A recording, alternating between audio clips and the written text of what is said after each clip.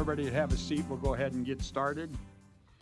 I will now call to order the meeting of the Omaha Planning Board. The Planning Board members that are here today are Jeff Moore, Patrick Morse, Michael Pate, Jorge Sotolongo, Dave Rosacker, Vice Chair, and I'm Greg Rosenbaum, Chairman. Members of the city staff that are in attendance today are Dave Fanslau, Planning Director, Eric England, Assistant Planning Director, Mike Carter, Current Planning Manager, Planning Board Jennifer Taylor of the City Law Department, and Debbie Hightower is our recording secretary. Our rules of procedure are as follows. Notice of this hearing has been published. Copies of today's agenda are located on the table down here in front of us. You're welcome to come down and pick one up. The cases on the consent agenda will be heard first. Consent cases have been recommended for layover, have already been heard or perceived by the Planning Board to be non-controversial, therefore will be read and voted on without the opportunity for your testimony. If you wish to testify, you may remove the case from the consent agenda. When each consent case is read, I will ask if anyone wants the case removed. If you do, please stand up and say so, and the case will be removed. This case will then be heard in the order in which it appears on the regular agenda after we go through the consent cases. When the case is heard, you will have the opportunity to come to the podium, clearly state your name and address, and give your testimony at that time. When hearing cases on the regular agenda, the board will first hear from the applicant. After the applicant states their case, we will hear from the proponents, and then we will hear from the opponents. After both sides are heard, the public hearing will be closed, and no additional testimony will be permitted unless a board member requests additional information. When at the podium, please clearly state your name, address, and whom you are representing for the record. Your testimony is very important to us. In the interest of time and courtesy to others, please be short and to the point. We will try to limit each case to 10 minutes. Those directly involved in the case, please speak first. We request that large groups select a spokesperson to represent that group, therefore eliminating repetitive testimony. When giving testimony, please provide new information and try not to repeat what has been previously said. We do ask that all speakers and others be treated with courtesy and with respect. In that regard, please remain silent while seated, and please turn off your cell phones. Our decision to approve, deny, or continue a case made here today will be forwarded to the City Council for another public hearing and final disposition by the City Council. Conditional use permits are an exception to this rule.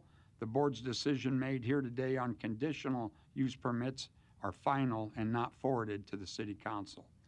Lastly, upon the advice of the Law Department, all communications to board members from attorneys or other interested parties should be transmitted through the Planning Department so that they are made a part of the public record. The department will then transmit all that information to the board as well as to the rest of the public. A current copy of the Nebraska Open Meetings Act can be found in a white binder in this room. And we have a change to our consent agenda. We are adding number 18 to the consent agenda as an approval. Number 18, agenda item number 18 is added as an approval. We'll go ahead and get started with our consent items.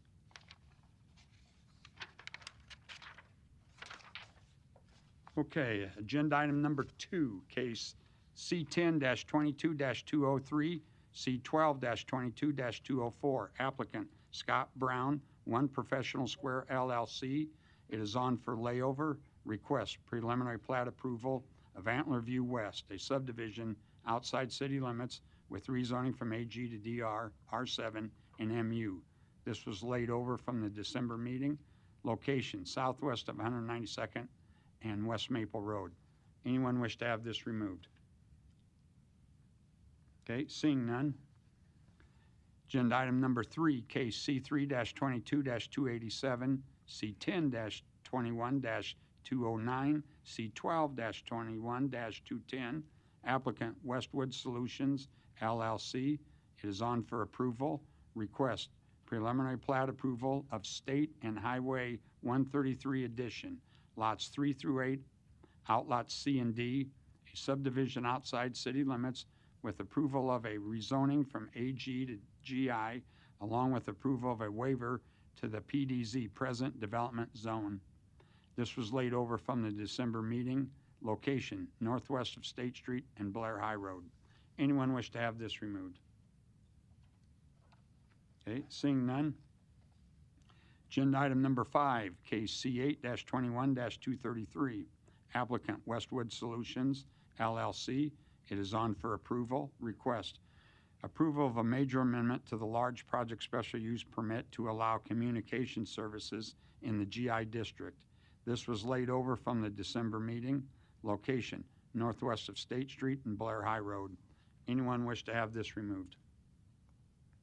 Okay, seeing none. Agenda item number 6, case C10-22-319, C8-3-89, C8-22-320. Applicant Patrick Ackerman. It is on for layover. Request approval of major amendment to the special use permit to allow aviation services in the AV district, with approval of a major amendment to the special use permit to allow development in the ED North Hills Environmental Resources Overlay District, along with rezoning from DR and AV to AV. This was laid over from our December meeting. Location, northeast of 72nd Street and Bennington Road. Anyone wish to have this removed? Yes? Okay. Agenda item number 6 will be removed from consent. Agenda item number 7, case C8-22-321, applicant Nick Brenner, Menard, Inc. It is on for approval. Request approval of a special use permit to allow convenience storage in the CC district, along with a waiver to section 55-756E7 height limits to allow a 23-foot tall building. This was laid over from our December meeting. Location, northwest of 205th Street and Cumberland Drive. Anyone wish to have this removed? Okay, seeing none.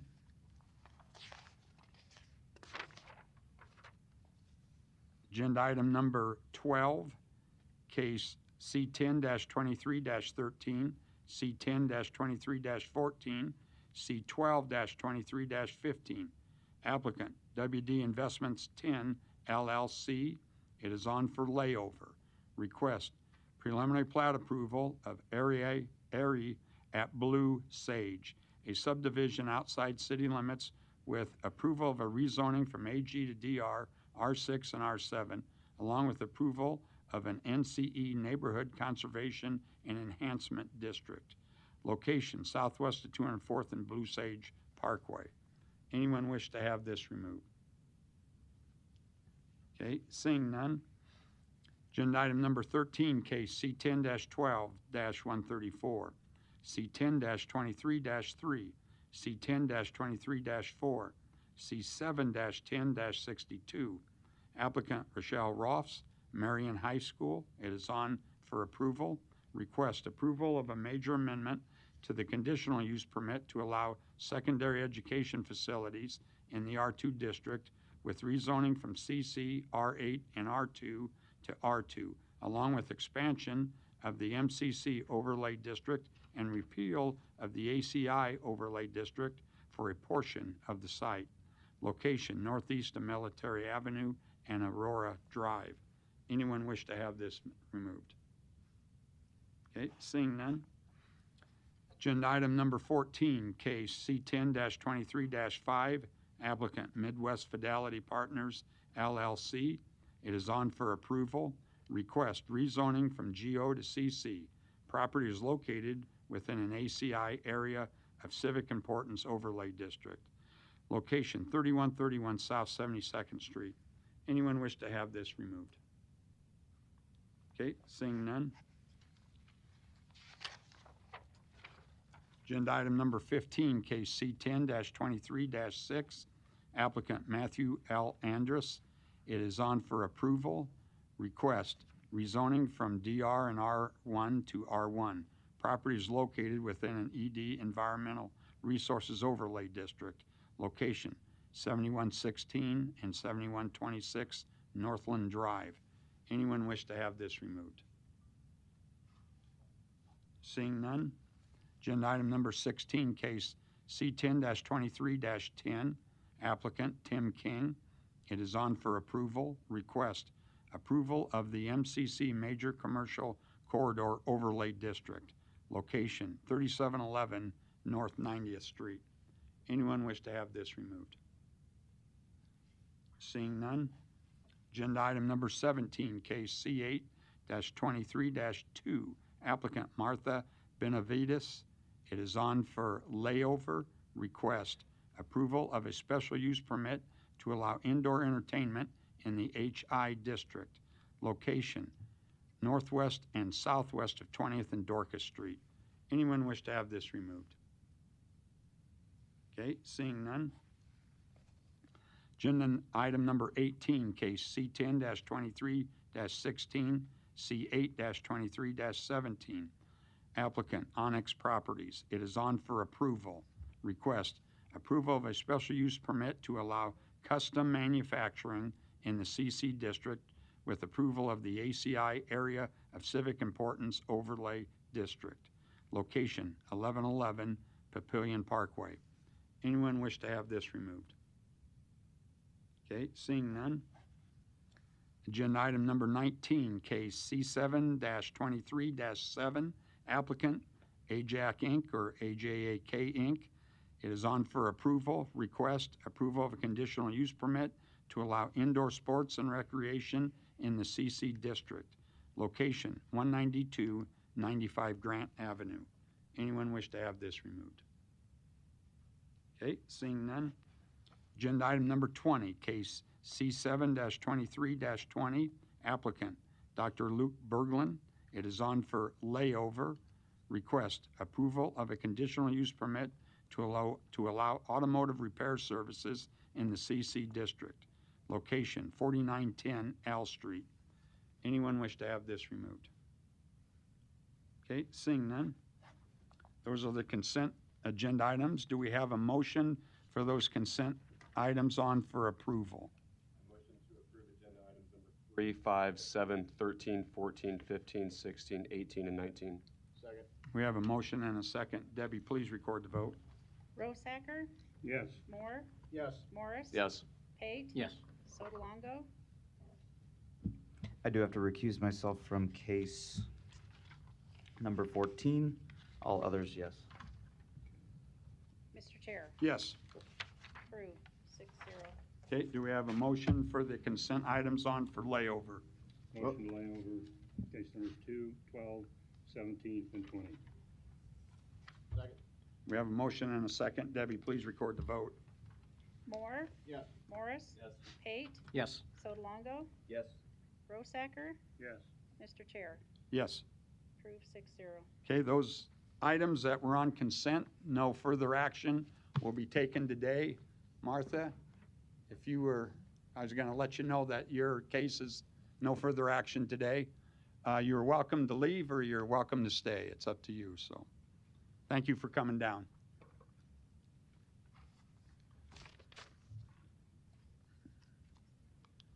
We'll get started with our regular agenda. We have case 1 and 4 will be taken together.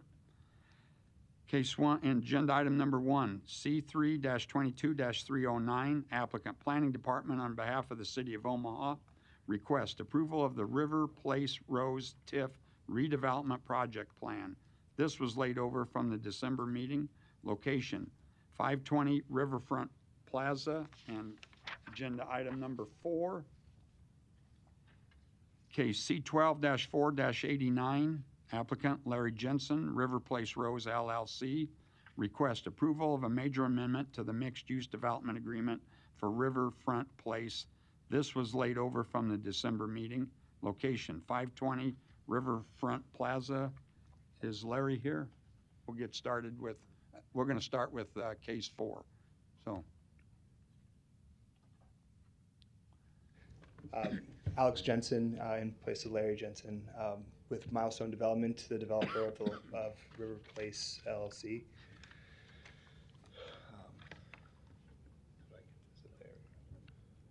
So our plan here, we requested layover at the last meeting just to have one more meeting with the neighborhood, the condo association for the Riverfront Towers. And we've since worked everything out, and they think they are here in support.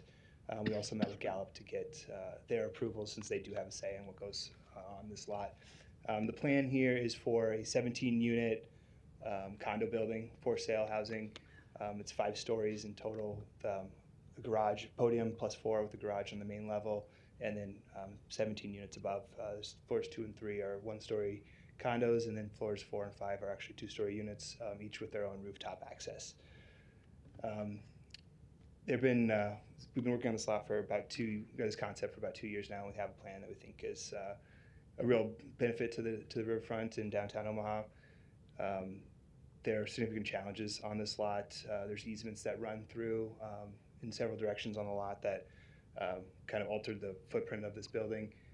And the soil conditions, there's from the industrial past of the history of the lots, there's a lot of fill and then contaminated soils that require ground improvements.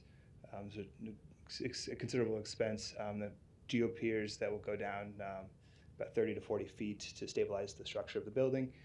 And there's contaminated soils as well. So everything that's been discussed has been run through by the Nebraska Department of Environment and Energy to approve even every digging. Any soil that comes out of the ground will have to go to hazardous waste facilities, and then stabilization of the structure was altered by the soil conditions as well. And then with the proximity of the levee, we've had to work with Army Corps of Engineers, and we've got a submittal. We've had meetings with them, so we think we have a good direction. So we're going to submit this month to start that approval process as well. So yeah, I think we have 34 parking stalls in the garage here, and then there will be 11 off-street, 5 here, and then 6 will be actually added on this side over here as well, just to alleviate any concerns of parking in the neighborhood from riverfront condo owners. Okay. Any questions? Okay, thank you. All right. Before I ask for any other proponents, Don, did you want to come up and present agenda item number 1 with this? Yeah, thank you. You just kind of get oriented a little bit. There's the Bob Carey pedestrian bridge. Yeah, Alex covered things pretty well. It's been a very complicated site, heavily encumbered with a lot of development constraints, and they've worked well with the city for quite some time to get to this point. Total project investment in the core area of the city is $11.7 million with this project. They're requesting $2,022,260 in TIF support. Note that the project is located in the Urban Core Housing and Mobility Plan area, so a portion of their TIF proceeds will go towards the housing and mobility plan, the streetcar system basically. And it's also located in an extremely blighted area, which allows them a 20-year TIF term. Project meets the criteria for our TIF program. It's an appropriate land use for the area, complies with the goals of our city's master plan, and we ask for your approval. Okay. Thank you, Don. Any other proponents wishing to speak? My name is John Brandstetter. I live at Riverfront Plaza 555, and I'm the president of the Riverfront Condominium Association. Thank you for the layover, and you gave us a chance to really have a wonderful conversation with the developer. I believe that you all have notes from those meetings in front of you. It was very important that we have the meeting, and this lot has been very challenging. As those of us who've lived there for a long time, many developers, many of them that you know, have looked at this lot and have had to back away. This is a solid project and is probably the best that can be done on this land, being so challenged that it is. So we're here to say, one, thank you for the time.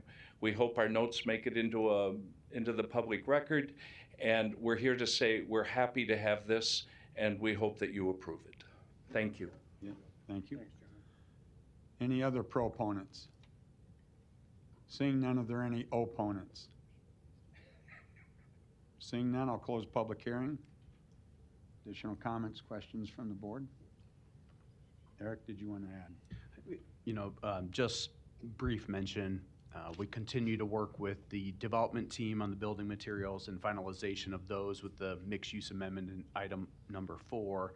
We will take separate recommendations and votes, so unless there are questions from the board or further commentary, staff recommends approval of case agenda item number 1 for approval. Motion to approve? We have a motion and a second. Debbie, please record the vote. Morris? Yes. Pate? Yes. Sotolongo? Yes. Rosacker? Yes. Moore? Yes. Mr. Chair? Yes. Approved 6-0. For agenda item number 4, staff recommends approval of major amendment to the mixed-use development agreement for Riverfront Place, subject to 5 acceptable mixed-use development agreements prior to city council. Okay, do we have a motion? Motion to approve the major amendment to the mixed-use district development agreement for Riverfront Place, subject to submittal of 5 acceptable signed copies of the amendment prior to forwarding the request to city council. We have a motion and a second. Debbie, please record the vote. Pate? Yes. Sotolongo? Rosacker? Yes. Moore? Morris? Mr. Chair? Yes. Approved 6-0. Okay, moving on. Agenda item number 6 was on for consent. It has been removed. It's case C10-22-319, C8-3-89, C8-22-320. Applicant Patrick Ackerman, request approval of a major amendment to the special use permit to allow aviation services in the AV district with approval of a major amendment to the special use permit to allow development in the ED North Hills Environmental Resources Overlay District, along with rezoning from DR and AV to AV. This was laid over from the December meeting. Location, northeast of 72nd Street and Bennington Road. May we hear from the applicant, please? Good afternoon. Thank you. I'm Pat Ackerman, owner of the North Omaha Airport, 11901 North 72nd Street. Thank you guys for the time. I'm here to present on the plan for the North Omaha Airport revitalization plan that we have. A couple things I want to just note in terms of why the change is needed here at the airport. One is the airport's unsustainable in terms of revenue and costs there at the airport. Used to be that place to hang out and fly and learn to fly. But over the decades, it's really degraded in terms of the facilities, in terms of what's available there at the airport. Secondly, we believe there's an area of opportunity in leisure aviation to provide some services and facilities that don't exist in the leisure aviation space, specifically areas where people are looking to seek new places to fly and ease of use of getting up in the air and flying someplace fun to fly. In terms of the way we looked at this project is 3 things. One is sustainability of the airport. We believe it to be an airport. We believe the longer-term asset of the city of Omaha for the city, as an airport, and so we believe it needs to be sustainable as an airport. Second is growth. We need more activity at the airfield, a kind of a basic community to fly in and out of there to keep it sustainable and growing, and then longer-term services that could be offered to the aviation community. In terms of maybe a A&P flight mechanic, flight school, things of those nature. And then in terms of pilots in the leisure aviation space, we believe that there's significant friction in the leisure aviation space. As I mentioned before, if you try to fly somewhere brand new, there's 5 big things in your way. One is my plane going to sit out overnight? Most places you fly, trying to find a place to put your plane inside, it's really hard to do. Second is, where do I stay when I fly somewhere new? A lot of places people fly to are their second home, or places that would be for maybe a relative or somebody that they know. If you're looking to fly somewhere brand new, it's hard to know exactly where am I going to stay without doing a lot of research and logistical. Third is transportation. Is there a car available to get to and from the airport to the facilities I'm going to be looking at? Fourth is, what am I going to do in the area? If I'm brand new to the area, I've never flown into that area, kind of figuring out what restaurants and events and things to do in that area, we believe there's an opportunity to be more succinct and better for pilots there. Lastly is itinerary planning. If you think about most FBOs around the country, and even the city of Omaha, most of them are focused on fuel transactions. They're looking to get you to land there and to buy fuel from them. That's their source of revenue. And I would believe at North Omaha Airport, we can actually create more of a destination and make it easy for people to fly into the city of Omaha and experience what the city has to offer. The solution that we put forth thus far has about 6 items in it.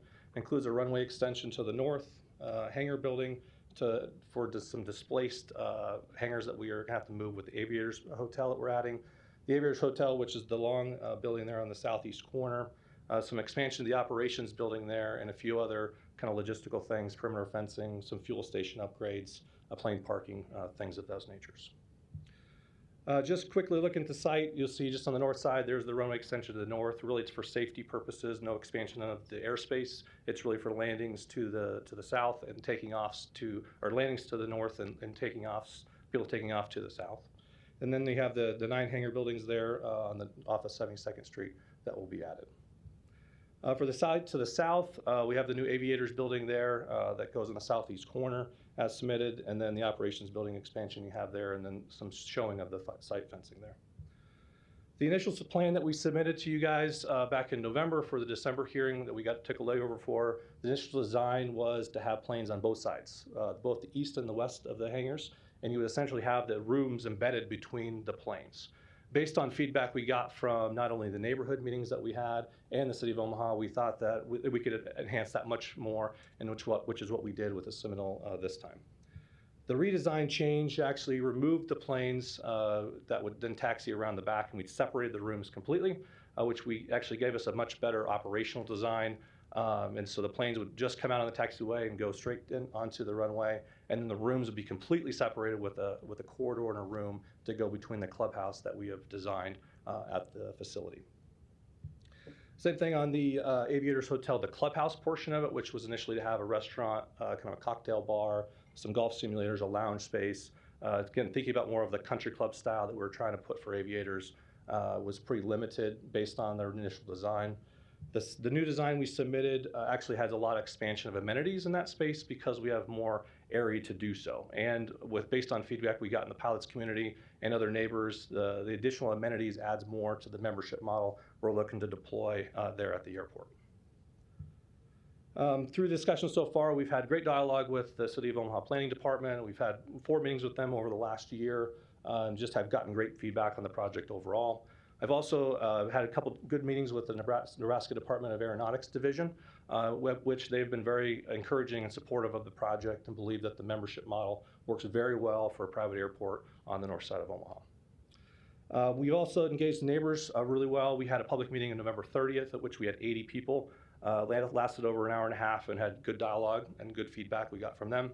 I've also personally met with about 50% of those within 300 feet around the airfield, and again, largely supportive, but there are some that have been a little bit concerned with what we put forth. We've incorporated a lot of design changes in the latest submittal, and we believe that a lot of our communication with them has continued to get better, and overall, we think the plan has been improved tremendously based on that.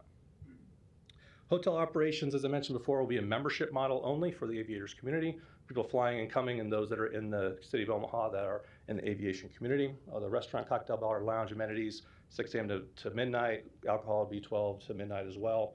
Hotel parking as designed, and the submittal was to have parking next to the hotel for members and guests.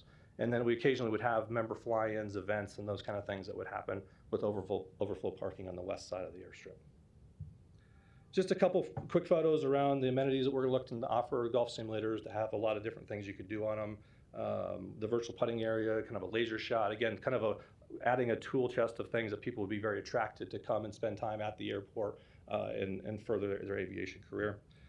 We've also added a spa feature on the latest design, which is meant to be more for the spouses that are flying in. A lot of the pilots are actually male, and so we think this is a great added benefit for membership there as well. The conceptual view there, again, 1 story, hangars facing to the west, and then living quarters back towards the east side of the building with the clubhouse centered directly in the middle of the facility. There's one kind of main outstanding concern in the latest report from the city, which was specifically the 10-foot setback. We had put in the submittal, the request is to have a 30-foot setback.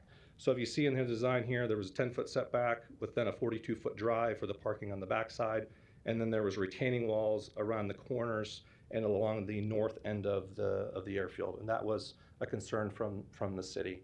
And specifically, not that the aviation zoning has a setback requirement, but really the concern was the unintended consequence for the neighbor there to the east. We did bring a proposed solution to that today, which was actually to take the parking underground at the facility and allow for the 30-foot buffer yard. Since the parking was in that 30-foot buffer yard, we have the ability now to just take the drive off of Bennington Road, and we'll just go right underneath the facility to provide the parking that we need for the Aviators Hotel. And so we believe that solves a number of issues that have been brought forth not only from the city, but also from the neighborhood. We would move the building slightly as well. It would go further to the east and to the north, still respecting that 30-foot buffer yard. The proposal would be a 37-foot buffer yard on the east and a 35.7 on the north end. It does also allow for additional landscaping, screening, and those kind of things. So just benefits of that that we brought here today. It does comply with the 30-foot buffer yard, which is the last major concern of the project. There's a few other smaller ones in there we believe we can also do as well. Completely eliminates the plane and vehicle cross traffic, which was a big concern along with the neighbors as we continue to meet with them. No longer needs the retaining walls on the east or the north side of the facility, which again would be beneficial to the property owners there to the east and to the north. And no longer a drive lane along the property. And so we think this solution offers a viable solution to the concerns brought forth in the proposal. So that's my proposal, and I'll take any questions that those may have. Okay, thank you, Patrick. Any other proponents wishing to speak? Okay, seeing none, are there any opponents? You're a proponent? Yes, sir. Okay.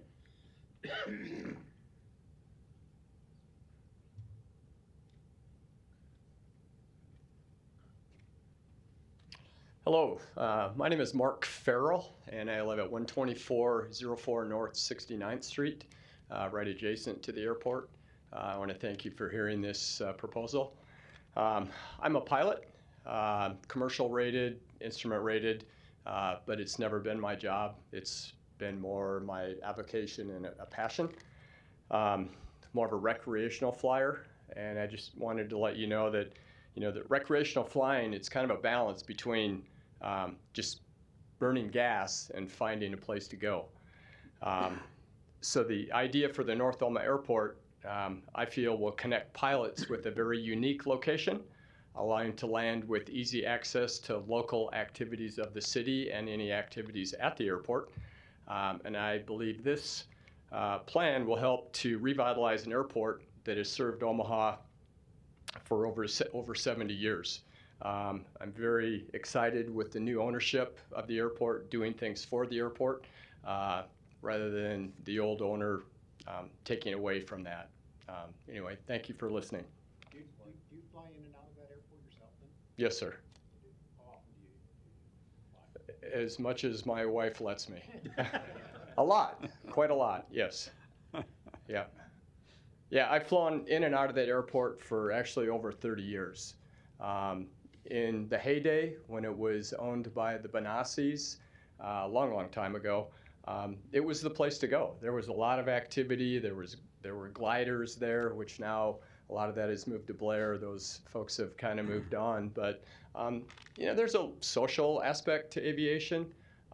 It's not going to the bar and drinking, but having a lounge there, it just kind of gives people that are going to fly in something to do after the flying is over.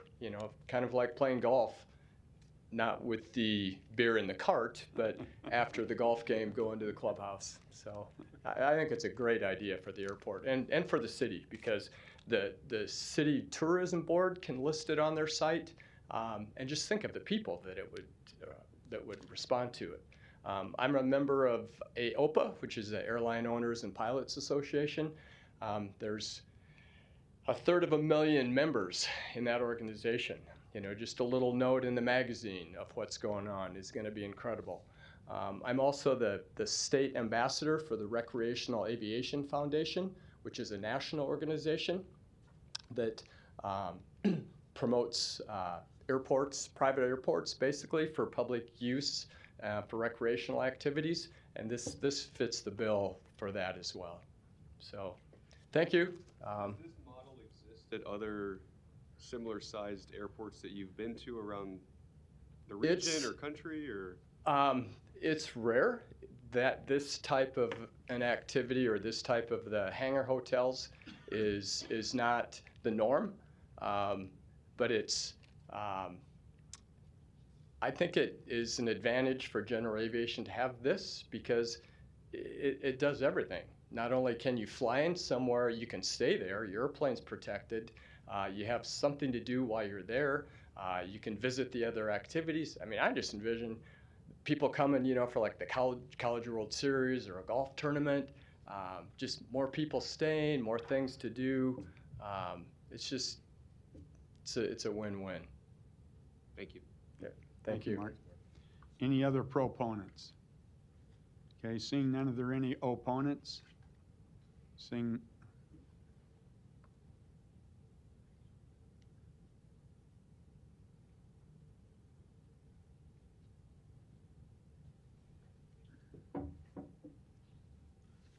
Thank you. My name is Stephen Scher, Stephen Scherr. I represent myself and my wife Jan at this point, asking that the court consider the recommendation for layover. I'm sorry, 6934 Northland Drive. And we are located directly to the north of the end of the airport runway, approximately a half a mile, I would say. We're impacted. We aren't within the 300-foot jurisdiction, but we are impacted by the nearness. We are the location to the airport itself and to the runway. We'd support the recommendation of layover for a couple of reasons. First of all, it is a new plan, and this is not the plan that was discussed at the information meeting on November 30th, which we attended. And for that reason alone, I think there's cause to give the residents of the area an opportunity to look at the new plan and how it may affect neighbors in a way that it may not have in the first plan. Secondly, I don't think that there's an adequate consideration has been given to what a major change this is. It's called a major amendment. And this airport was created, as I understand it, 75 years ago, soon after World War II. And it's the plan, the amendment is to, it seems to us, to dramatically extend and the scope of the airport and the use of the airport, and presumably the activity of airplanes and everything else around that area. That area has gone from completely rural after World War II. Again, I'm going by hearsay, but as far as I know, from what I've heard from people who know, there were 6 dairy farms in that area to the north of the airport, which is now the residential almost entirely. And now, as you know, it's surrounded by literally hundreds of personal residences within a mile or a mile and a half, whatever a useful measure is for considering safety factors and noise and things of that kind. We have a very specific interest, and that is that our residence is located on Deer Creek, on Northland Avenue, on Deer Creek. And the runoff attention, or the attention to the runoff issue, we think is extremely important. And we had a personal experience of that. Our property abuts to the Deer Creek, which runs northward from the airport. And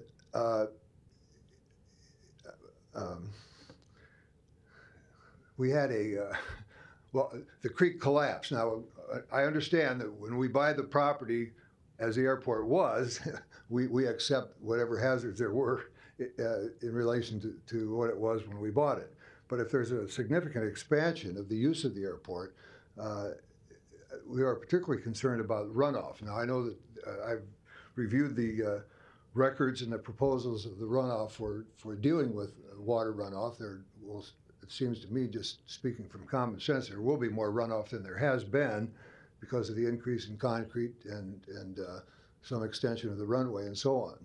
but we are particularly affected by what is called in the report 0.5 runoff, and that is the water that comes down from the northeast corner of the airport and drains down to what becomes, I understand it, Deer Creek on Northland Drive.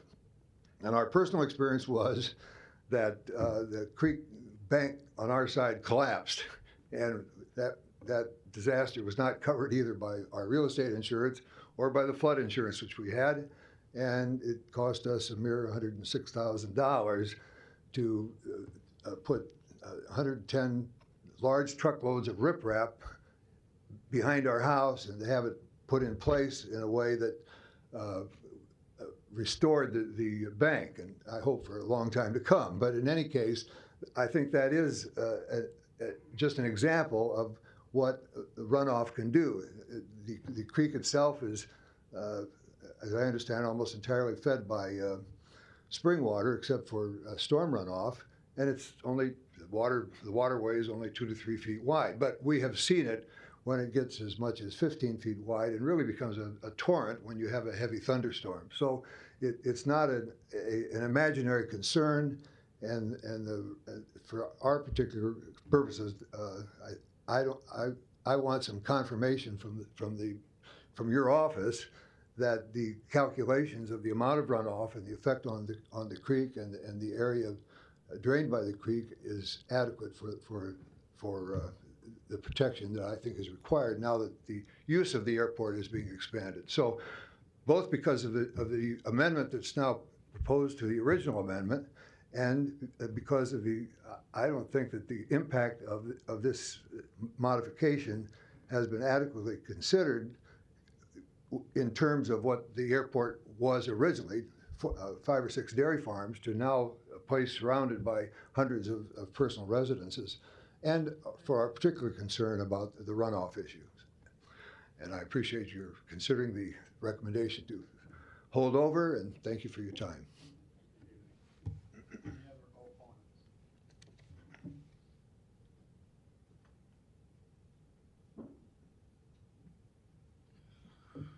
Andrew Collins, attorney with Erickson Cedarstrom Law Firm, 10330 Regency Parkway Drive. Erickson Cedarstrom represents the Irvington Volunteer Fire Department, which has a fire station on the property immediately north of the airport.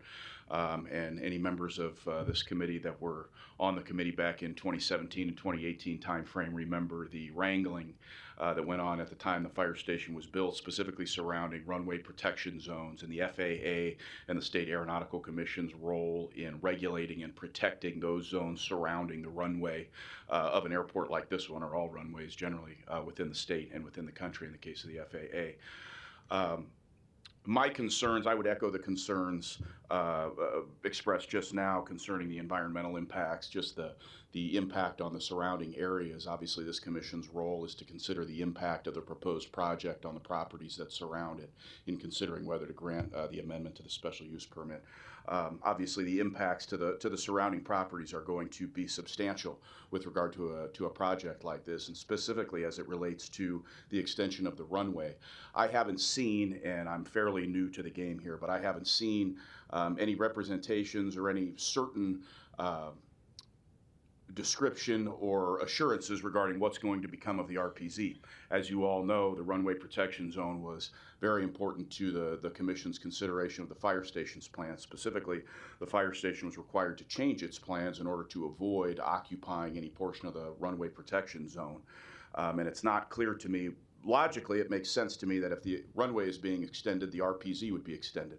That may not be the case, and that may have been what the proponent indicated during his presentation, but we don't have any assurances that the runway protection zone or the other impacts on the surrounding properties are going to be mitigated. Obviously, to the extent there is impact to the runway protection zone, I'd argue there's a taking. The government's action is going to impact not just the value, but the usability of the surrounding properties. And I would also question whether the proposed use, the proposed project, is in keeping with the long-term plan for the city of Omaha. That's all I have at this time, unless there are questions. Any other opponents? Seeing none, close public hearing.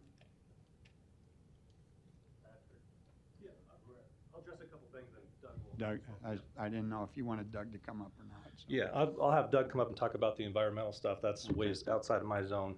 But to specifically address the RPZ, the extension of the runway is not an extension. Oh, sorry. Name and address again. Oh, I'm sorry. Patrick Ackerman, 11901 North 72nd Street, owner of the North Omaha Airport. Just to specifically address the RPZ zone, the runway extension is not an extension of the threshold, the runway threshold at the runway 35 or 17, which does not change the RPZ zone. That stays the same as it's been in place since the amendment was approved back in 99 or 2000, whenever it was last approved. So no change to the RPZ zone or impact there for the properties there to the north. So I just want to state that, and then I'll let Doug talk about the environmental piece of it. Members of the board, Doug Streeson, 10836 Old Mill Road, appearing on behalf of the applicant. Like a lot of the projects I've had before you, we've got to go through Public Works, this whole process of making sure we don't increase the runoff off the site above existing conditions currently. We're working through that. We've got some schematics of a detention facility to the east of the runway, a little ways north of the Aviators Hotel, that'll discharge southeast into the existing drainage way where that water's always run in the past. We will make similar design modifications to the site on the other sides of the property to make sure the kinds of things described by Mr. Schur do not happen as a result of this development. We've been through 3 or 4 meetings with planning thus far, and we've had initial discussions with Public Works in those regards. We'll continue to do that as we move through the process to get to where you guys are comfortable with what we're doing, meeting current regulations. So with that, I'd answer any other questions you may have. Thank you, Doug. Patrick, would you come back up, please? Stephen mentioned new plan once time to look at it. You're on for layover. We'll probably vote for a layover. That's the recommendation. Are you planning on having another meeting with the neighbors? I certainly can.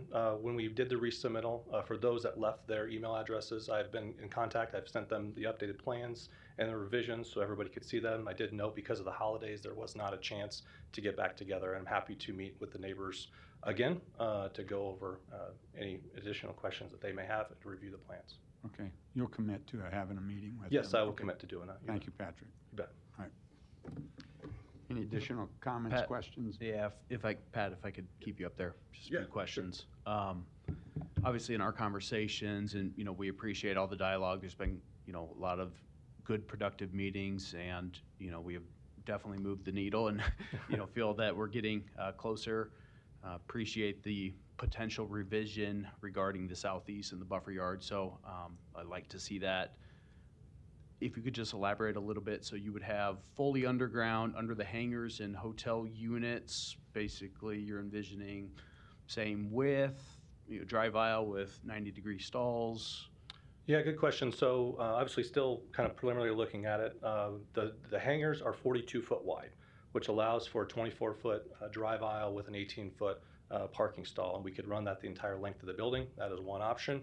The other option is to do part of it underneath the residential piece as well. It depends on fire codes and a few other building considerations we'd have to look at. But the plan would be to come in off the road directly into the building and then down, and then have the drive aisle on the, at least initially, on the hangar side underneath those.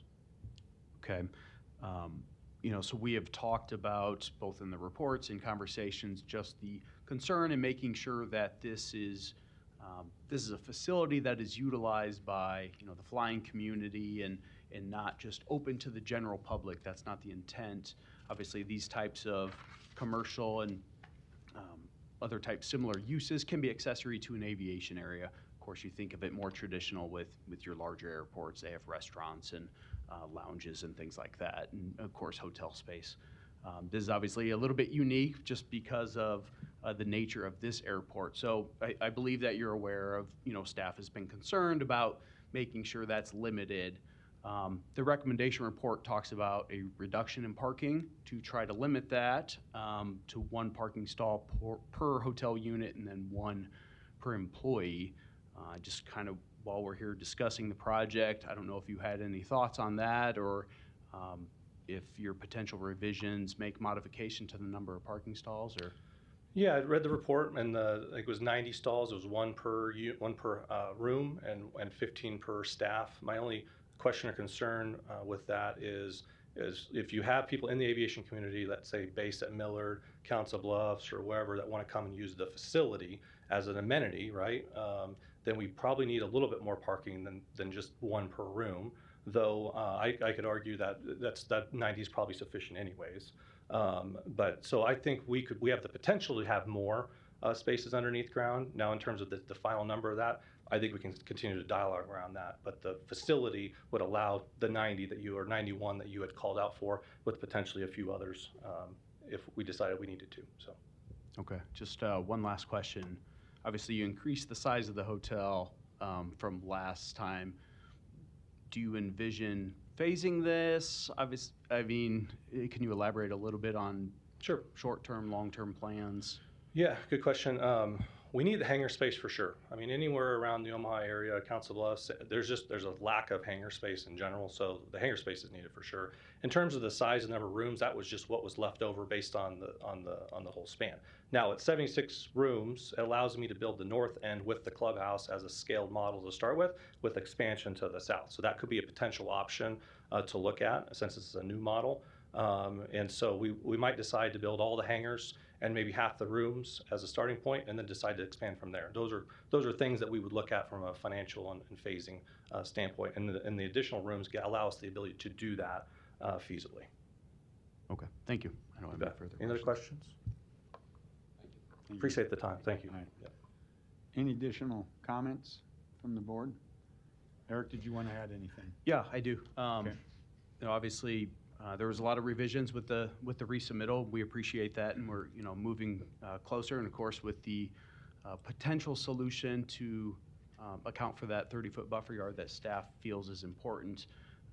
If you had a traditional commercial zoning or commercial use such as a hotel, there would be a typical 30-foot setback and buffer yard. So that's why we do feel it is important. Our staff report talks about modifying the building size and parking, but the underground parking could be a good solution. Now, we would have to look at how that impacts any of the environmental district overlay. So staff is still going to recommend layover, but we believe that this could probably be a pretty quick turnaround, depending on the applicant's time frame and what they were able to put together. The city has a consultant regarding aviation. It's a fairly complex portion of our code, so we do have a consultant. He's not able to be here today, but in conversations, my understanding is that the runway protection zone would not be impacted by the additional runway space, so I did just want to touch on that. Regarding city codes, if this does move forward in the future, there are multiple waivers from city code sections that would be required. There are previous waivers from the Zoning Board of Appeals on this site for previous development and additions that have happened. The City of Omaha zoning code is very restrictive as far as the distance from the runway and protection areas in different code sections. So, our report does talk about that we would be acceptable to waiving certain provisions from those sections subject to compliance with state and FAA standards. So I did just want to mention that. Unless there's any further questions, staff would recommend layover, but we continue to look forward to working with the applicant and revise submitted plans and hopefully be able to move forward fairly quickly. Staff recommends layover. Do we have a motion? Motion to lay over. We have a motion and a second. Debbie, please record the vote. Rosacker, Yes. Moore. Yes. Morris. Yes. Pate. Yes. Sodolongo. Mr. Chair, Yes. approved 6-0. Thank you, guys. Thanks. Thank you. Agenda item number 8, case C3-15-283.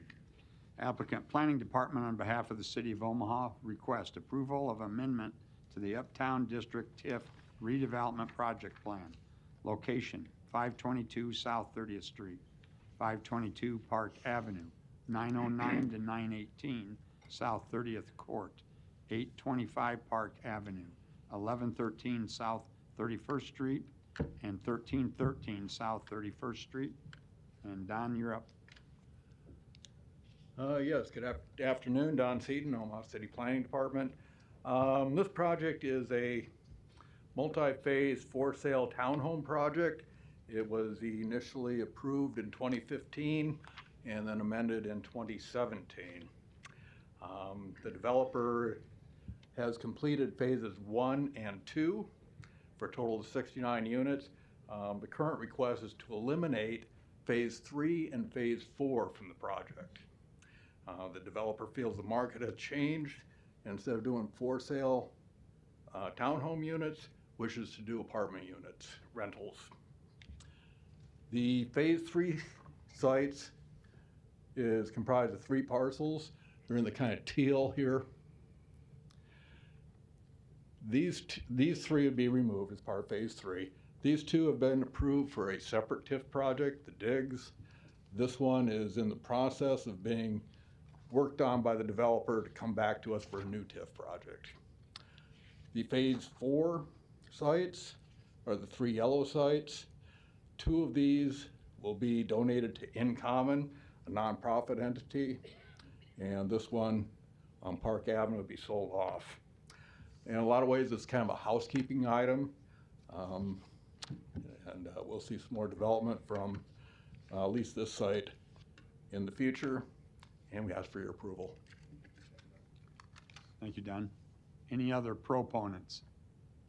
Seeing none, are there any opponents? Seeing none, close public hearing. Additional comments, questions from the board? Eric, did you want to add? Recommend approval. Do we have a motion? We have a motion and a second. Debbie, please record the vote. Sodolongo. Yes. Rosacker, Yes. Moore. Morris. Pate. Mr. Chair, Yes. approved 6-0.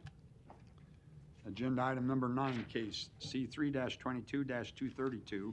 Applicant Planning Department on behalf of the City of Omaha requests approval of an amendment to the 5902 North 9th Street Industrial TIF redevelopment project plan. Location 5902 North 9th Street. And Don, you're up again. Yeah, good afternoon, Don Seaton once again, City Planning Department. This was approved by the Planning Board not very long ago. The project is coming back for an amendment. Basically, it's the same project. It's the same site up by the airport, same use, which is a new construction flex space, 1-story industrial building. The things that have changed is that the building that was approved at 160,000 square feet is going to be increased in size to 202,404 square feet. The amount of TIF that is being requested, tax increment financing support, has also been increased.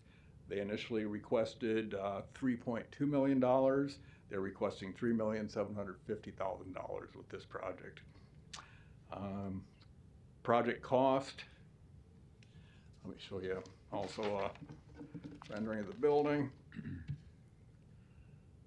or an elevation. Total project cost increased from $21.7 million that was initially approved to a project of $23.7 million now. This project is in an extremely blighted area and meets the criteria for a 20-year TIF, and that's been reviewed by the TIF committee, and we ask for your approval. Okay. Thank you, Don. Any other proponents? Thank you, Mr. Chair. Brent Beller, 11440 West Center Road, on behalf of the applicant Green Slate. Nothing really additional to add to Don. I will say I think it's important to say thank you to Don and Bridget and Jennifer for helping us. There was a bit of a fast track to get this done at the end of the year, and I know everyone was busy. So we appreciate that. We're expanding this building. So with that, our TIF eligible expenses went up a little bit and requesting additional. So here for any questions otherwise, though. Thank you. Dave, did you have a question for Brent? Okay, all right, thank you. Any other proponents? Seeing none, any opponents? Seeing none, I'll close public hearing. Additional comments, questions? Eric?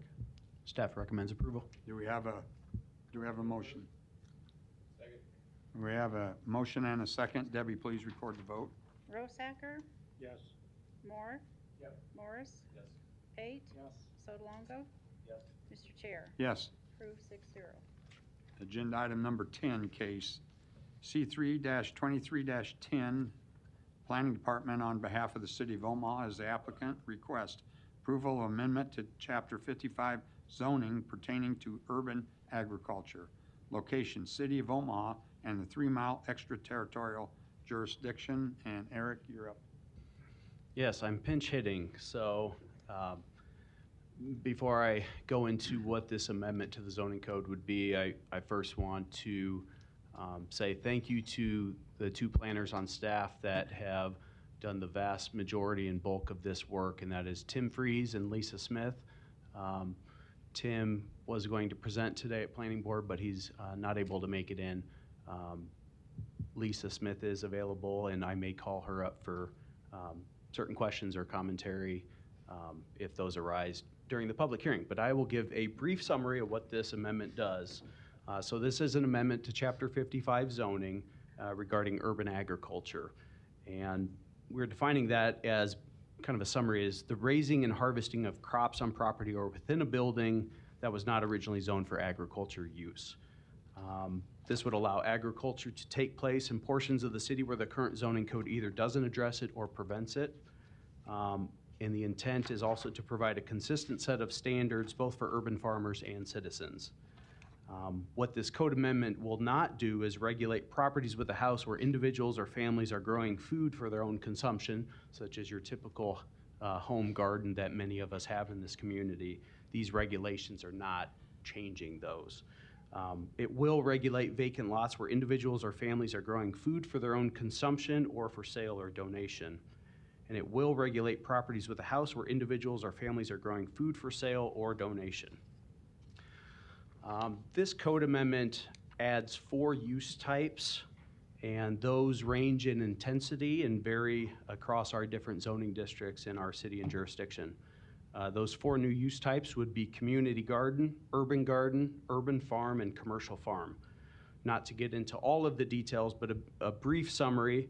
A community garden, I think we all kind of know what that is, and we have those currently in place throughout the city.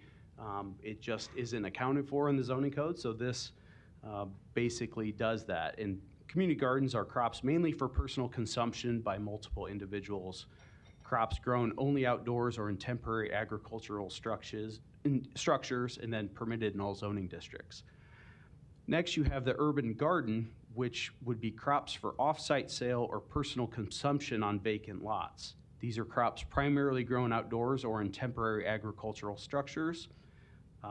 There can be permanent agricultural structures on sites with a primary residence, but limited to a 10% site area of the property. This would be permitted in all residential zoning districts. Next up in intensity would be urban farm, which is similar to urban garden with some additional criteria. It would allow on-site sales with certain criteria and a specific number of dates allowed in one given month. It would also allow permanent agricultural structures were not allowed. And because it is more intensive and it has potential on-site sales, or it is on a vacant lot with permanent structures, it would require a conditional use permit in all residential districts.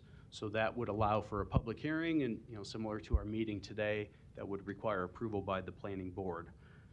And then the most intensive is commercial farm, and This is more geared for your office, commercial, industrial, or mixed-use zoning districts, your more intensive indoor operations, hydroponics, things like that. So I did want to just touch, the code differentiates between temporary and permanent agricultural structures. The difference of those is a temporary agricultural structure such as a hoop house or potentially a smaller greenhouse would be on site no more than 180 days. That time frame was chosen because that aligns with the requirements in the building code for a temporary structure. Permanent structure would be for a duration of longer than 180 days. So with urban garden, urban farm, you do have some differentiation and some different criteria, but I did want to point that out. Not to elaborate too much further on the specifics, and we can always circle back if there are questions from the board or the public, but this code amendment would also address composting, parking, a registry for growers, operating hours, signage, and the like. I think I'll leave it at that. Tim was able to present to the planning board in the pre-meeting, so that was a detailed conversation with a lot of nice exhibits and conversation that we had. So I guess I will leave it at that, but have the right to respond accordingly later. Okay.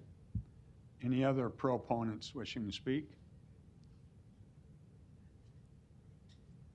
We got quite a few, it looks like.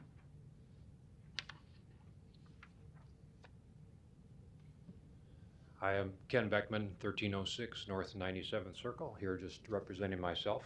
Appreciate the opportunity to speak this morning with you and also today. I'm generally in support of this amendment, but I just do have some concerns relating to its effect on individuals such as myself that are just growing for personal use, so not doing it for commercial purposes or anything like that. And so as background, I have a vacant property, and because it is vacant, it falls under these requirements, whereas if I were to grow the same amount of food on my personal residence, I would not be subject to this. And so my concern is not only for myself, but others in the community who see vacant lots such as I did that may be in less desirable condition and then purchase those lots and want to improve them and grow food for their own family. They could potentially be discouraged from purchasing a vacant lot with these restrictions. And just briefly, specifically, my concerns are with these restrictions, one, growing for personal use only on a vacant lot would be limited to 100 square feet accessory structure such as a shed. And in my situation, I feel that that's a little bit too small to accommodate the materials that would be needed to effectively operate my property. And so I would suggest that something in the neighborhood of 200 square feet might be more appropriate. Again, if I'm growing on my personal residence, I could have a shed up to 750 square feet. So that's kind of the distinction there. The second area is compost. Again, on this vacant lot, I can only use compostable materials that are generated on that lot. I can't bring in a little bit from my neighbors and things like that. So that material is going to go to the landfill.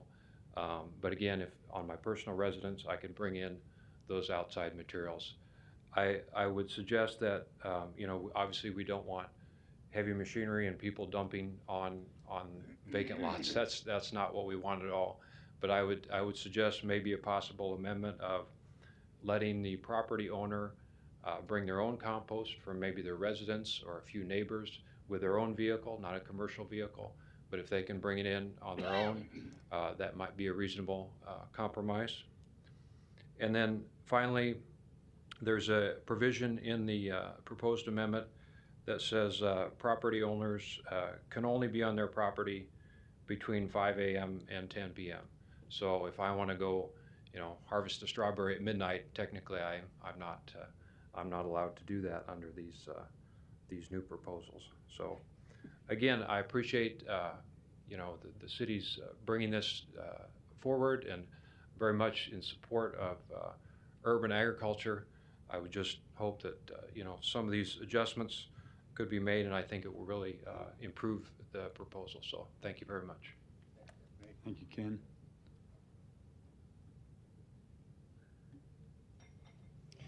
Good afternoon. My name is John Porter, 7812 Jackson Street. I'm here on behalf of myself, but also as the urban agriculture educator for University of Nebraska-Lincoln Extension Service, and also the statewide program leader for our horticulture program. I actually also served on the committee that assisted Lisa and Tim with coming together with this proposed ordinance, and I'm here in support of it. I think, as the previous speaker pointed out, there are some limitations. I think it was a compromise between totally, supporting producers and also within city code, and that was part of my role and several other folks' role, actually providing education on what urban agriculture is and how it operates. And I think thinking about, what the potential benefits of this are, looking back through the pandemic and the food shortages we had, having the resilience to be able to have neighborhoods produce their own food, to bring equity to neighborhoods that don't have food access with grocery stores and other items like that. And we think about, one of the things that I think about in my job is that resilience of the climate as we're coming in. We mentioned hydroponics, bringing in those types of technologies to allow us to produce food to feed ourselves in the future, no matter what it looks like outside.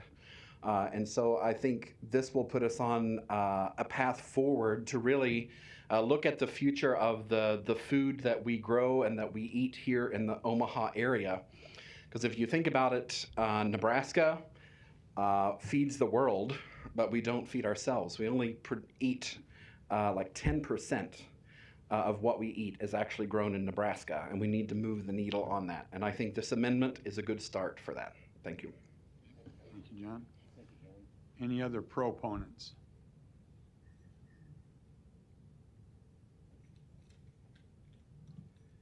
Hello, my name is Aaron French, 4002 Seward Street, here representing City Sprouts. Also in support of this proposed amendment. I'll keep it quick. Really just want to thank Tim and Lisa and all the folks at Planning for all the really great work they did engaging with the urban ag community. They were out there talking with farmers, talking with nonprofits, continually hearing concerns, coming back to us with revisions, and as the two previous proponents have said, might not have had everything that we wanted in there, definitely still some limitations, but I think on behalf of City Sprouts, we're really appreciative of how much they heard our concerns. So, support it. Thank you. Appreciate it, y'all. Thank you. Any other proponents?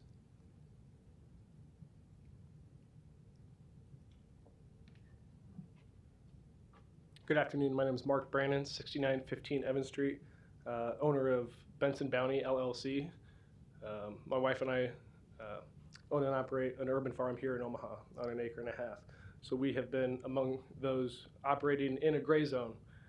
And so I first and foremost would like to say thank you to Lisa Smith and Tim Freeze, who have done a fantastic job throughout this entire drawn-out process. I'd just like to echo what the previous speakers have said. It's not a perfect ordinance. There's some stuff in there I disagree with, but it's a step forward, a good first step. So thank you, Lisa, thank you, Tim, and thank you to the planning board. Thank you, Mark. Yep, we got another one, another proponent.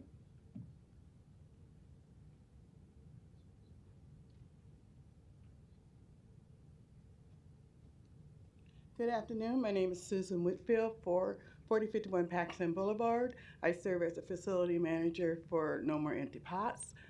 And I also have been a part of this 3-year journey of serving on the committee to put this ordinance together. I believe it's something, it's a beginning. It certainly has some limitations, but we didn't have nothing before. So now that we have at least a guideline, I think it's going to be very supportive and helpful for those who are interested in having an urban farming or garden, whereas before those things didn't exist. And it created problems and a lot of discussion with the city-wide. So I think Lisa and Tim and their efforts to soldier and bring this ordinance to you for a vote. And we hope that you guys will be generous in your vote to support it as well. Thank you. Thank you. Any other proponents? Seeing that, oh, come ahead.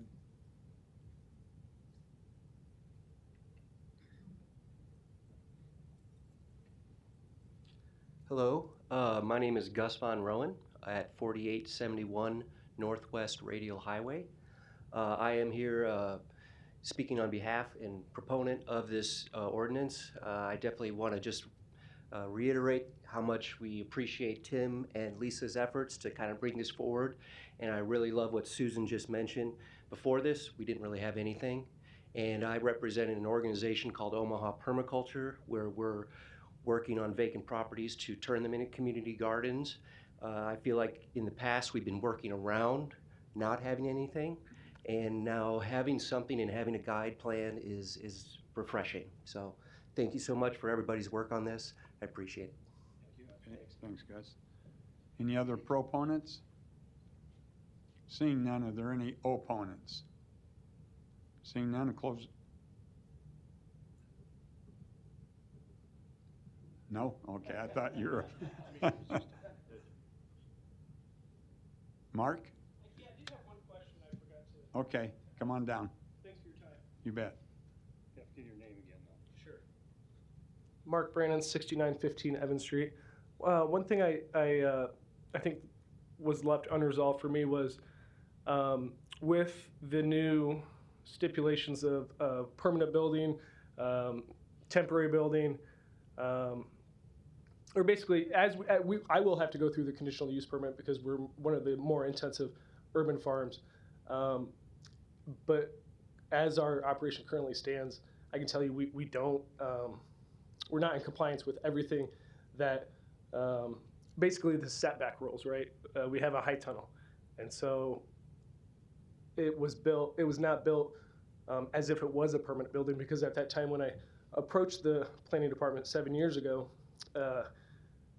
as they looked in the International Building Code, they read into it that the way they read into it at that point, it wasn't, I did not need to go through the permitting process.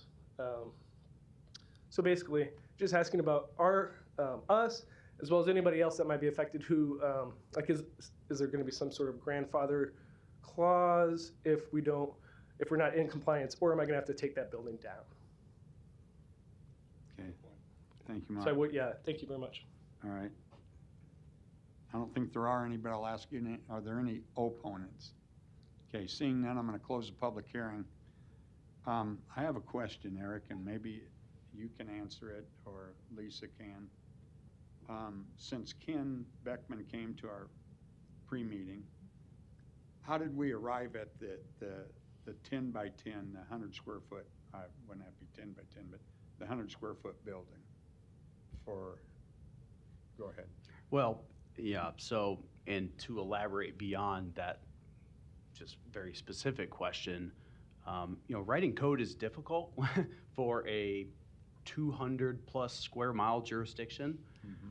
You are factoring in small residential lots, you are factoring in acreage residential lots.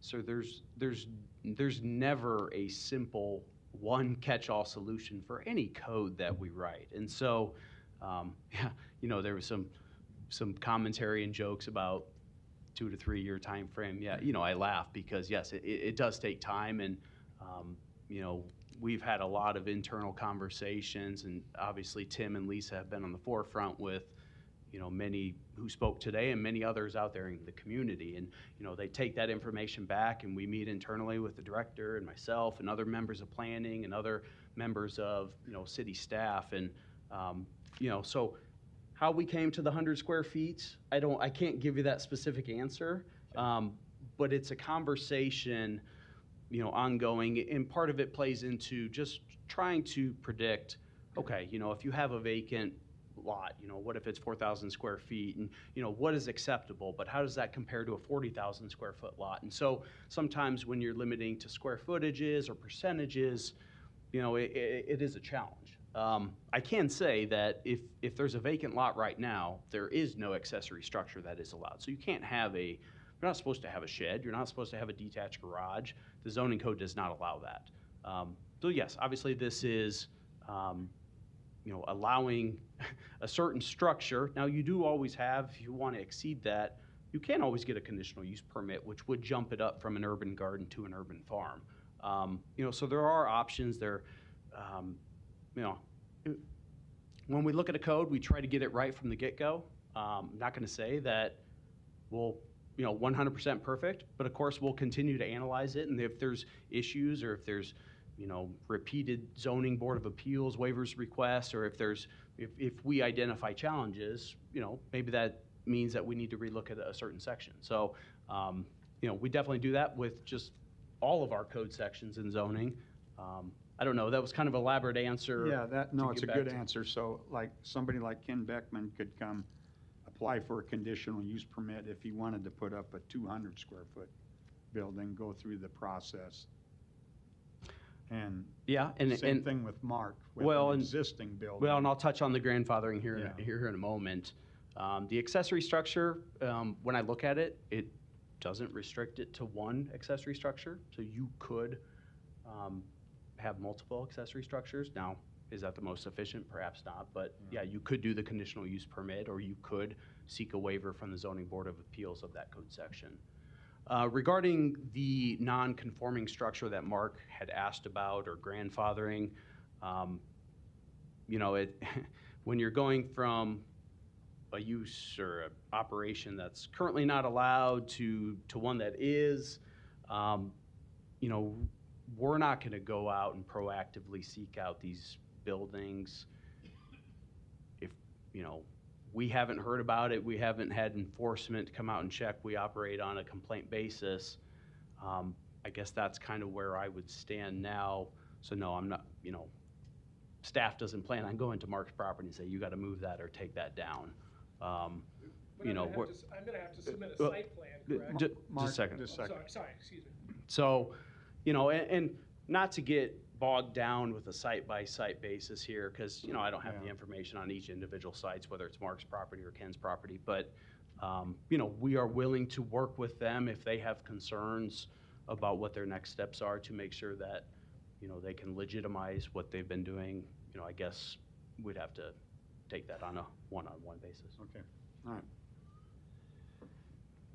Any additional comments, questions from the board? I just have a curiosity question. So Boys Town several years ago had a kind of an urban farm operation where they rented out some space. Could someone else or something like Boys Town do that again under this ordinance?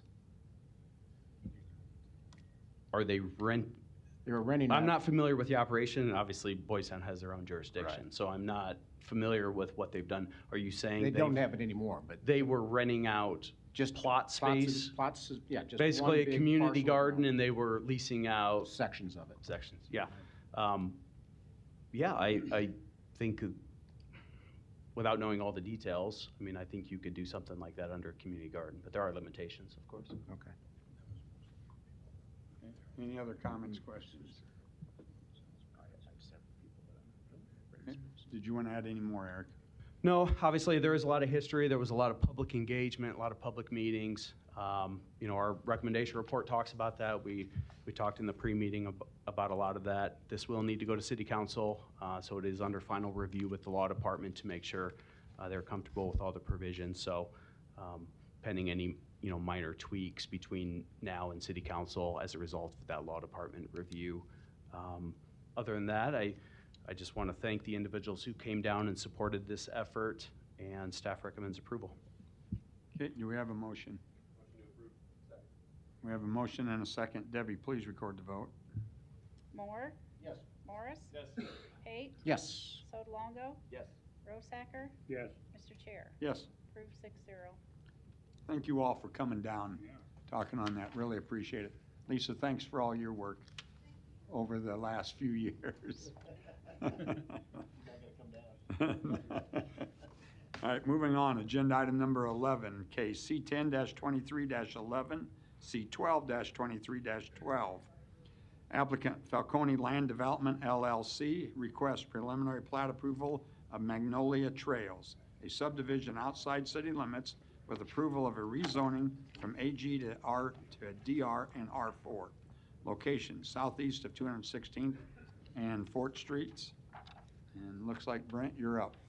Thank you, Mr. Chair. Brent Beller, 1140 West Center Road, on behalf of the applicant, Falcone Land Development. With me today is Kevin Sassy, the project engineer on this project. So as you noted, so we're living out here on, this is Fort Street to the north of us. This is 216th Street. You actually can just see Maple Street on the south edge. Falcone Land Development has basically, if you go north of Fort Street, based upon us being in front of you before, we probably have about 600 lots that we've been developing over there since probably the last 4 years. So we're gradually moving south. This area, this land is actually owned by the Gotch family. They've owned it for quite a number of years. They've had it listed for sale, for development, for single family development. This is master plan for single family.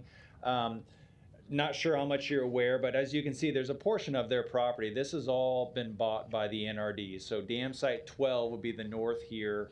And you know, we hear it a lot as far as the development, our city and the master plan, but this is kind of the edge of the city as far as development goes. I know the Moore family, and there's another development that has looked at developing east of, or west of here, but that's really it. Then you go down the ridge, down to the Elkhorn River Valley.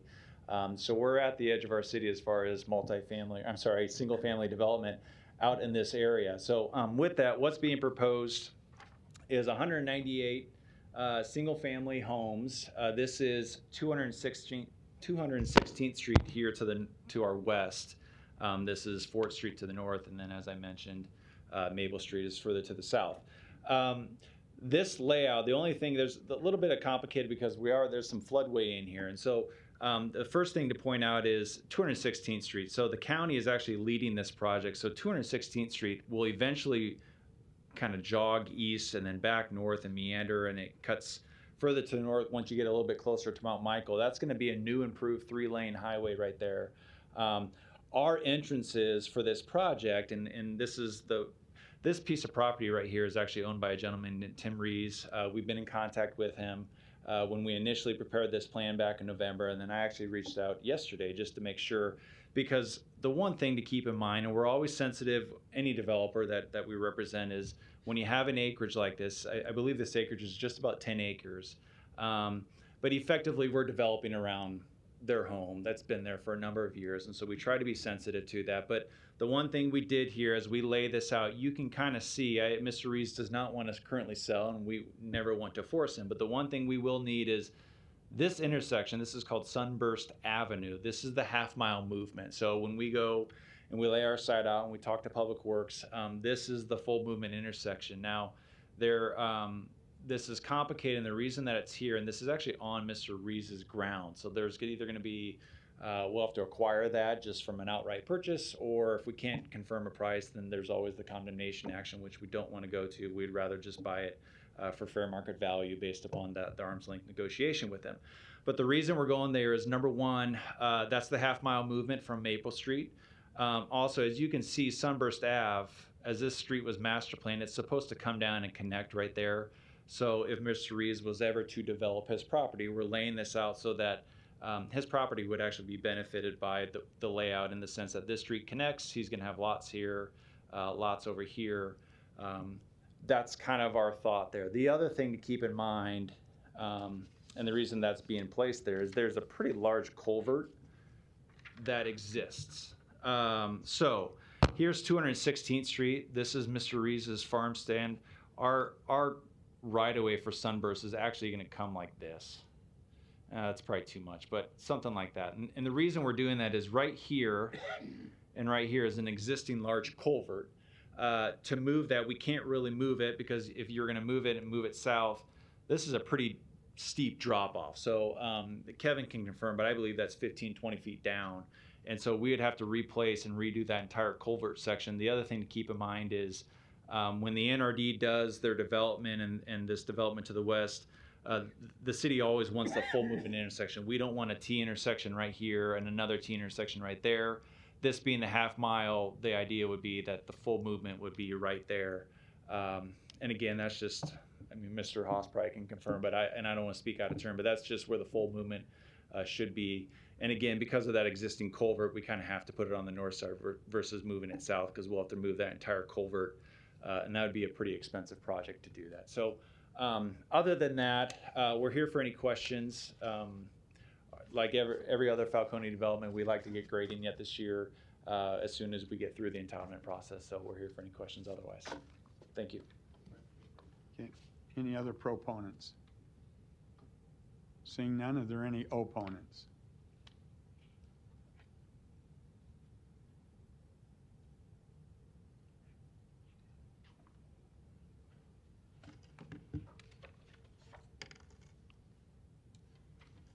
I have copies for you guys. We need you to turn that about 180 degrees. So you have north sticking up, if you would. Like this? Yeah. Okay. Isn't that north? Yeah, going up. That's Yep. helpful. Thank Right. you. Okay. My name is Tim Reese, and I own the 10 acres that's in this project area. This is what they're proposing they want to buy from me, which he just described there.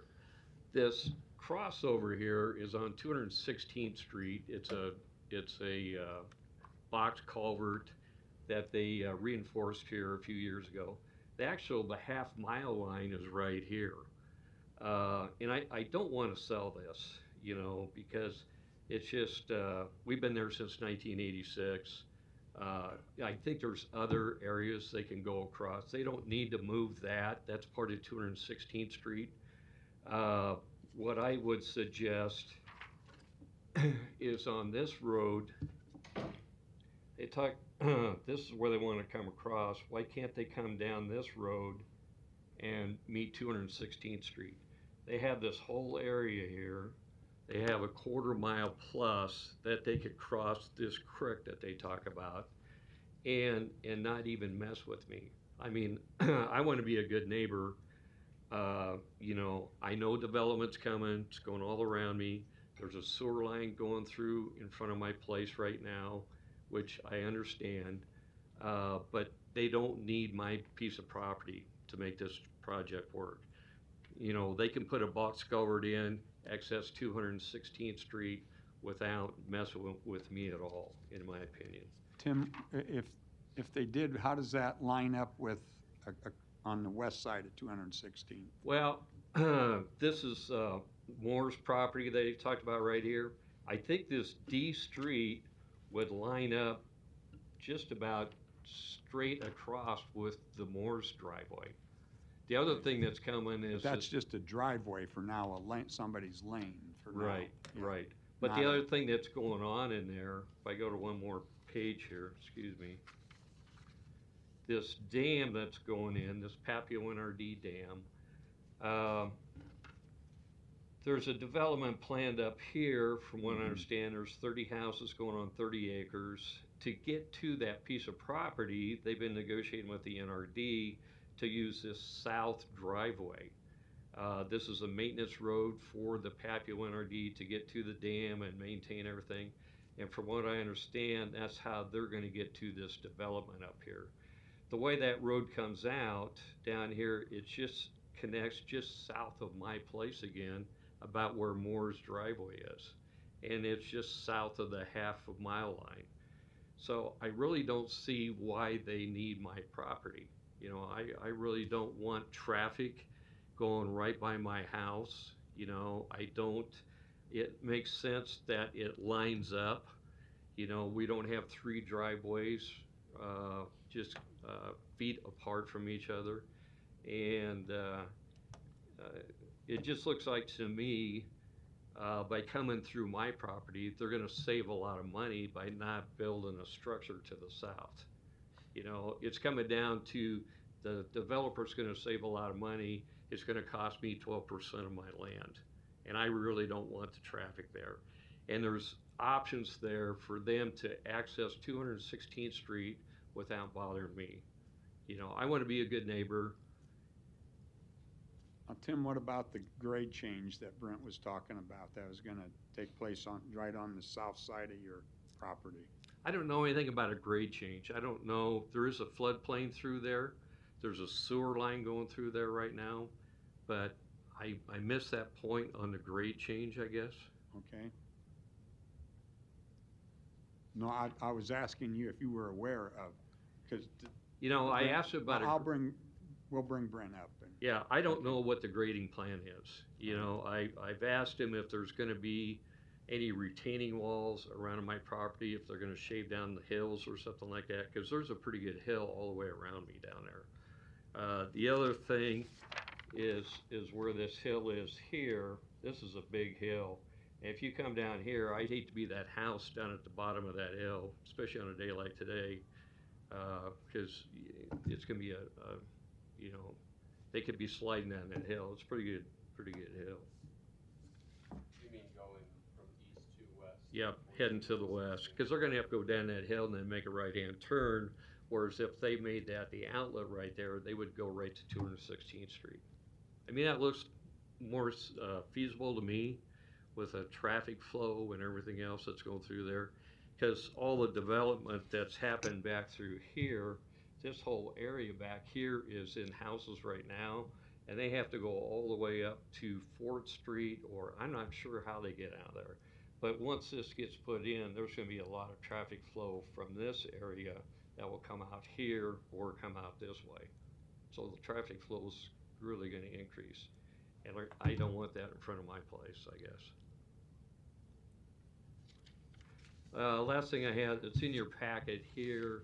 This is a letter I got from them on, or an email September or November 30th, where they said the city is requiring that, which I don't quite understand, that they need to acquire my property. And then I get a call from a lawyer yesterday that said we need to acquire your land. And I said, I don't want to sell. I told them that on the 30th. I said, I don't want to sell my place. I don't want to sell any land. And they said, well, we'll have to use eminent domain if you don't want to sell it. And I don't think that's right either. Any questions? I appreciate your time. Yep, thanks, Tim. Any other opponents wishing to speak?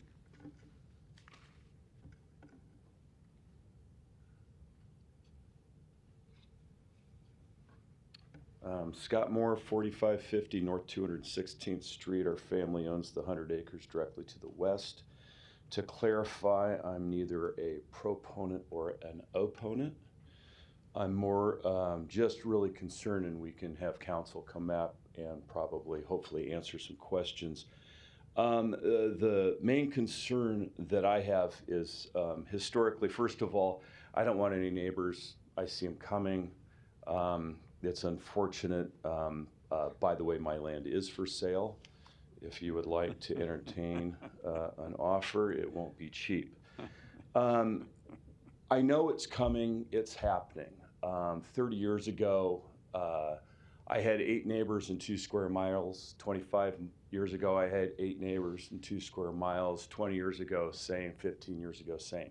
Excluding Mount Michael's traffic, 216th Street that loops all the way around up to Mount Michael, comes down, and what I call the River Road is 230th, is the main, what appears to be the main West Douglas County avenue for bikers on Saturdays and Sundays, joggers, walkers, horses, all the above. The comment by council just now of a 3-lane road is news to me, which is awesome. I talked to Dan Kudelek mid last year and was finally able to even get a speed limit sign up. Now, of course, with the Mount Michael students, the speed limit to them is a minimum. Just to reiterate, that road is a very dangerous road. It has no shoulders. On the development side, which would be the east side of 216th Street, it's about a 15-foot drop. If your car went off there, we would not see it. It is a very dangerous road, so I'm glad that they're going to improve it. One thing I would like the board to address, and this has nothing to do with Falcone's development, it has everything to do with development in general in that area. You're going to dump, and dumping is a wrong word, a lot of traffic on 216th Street. It's the main road. It goes to Highway 64, which for the city people, that's Maple Street. It is a 4-lane highway. There is no traffic light there. I have 3 18-year-olds that go to school. It is a challenge on a daily basis to cross Maple Street to go east. Speaking with the city engineers, the county engineers, and obviously since it's a state highway, I would advocate for at least consideration of a traffic light there, and I know this is not the developer's job.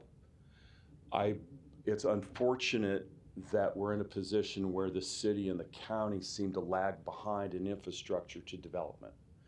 The developers want to build, times to build, people are buying houses, and the infrastructure is lagging behind. It's not their fault. I'm not against this development. I know it's going to happen. Falcone's have an amazing track record of development.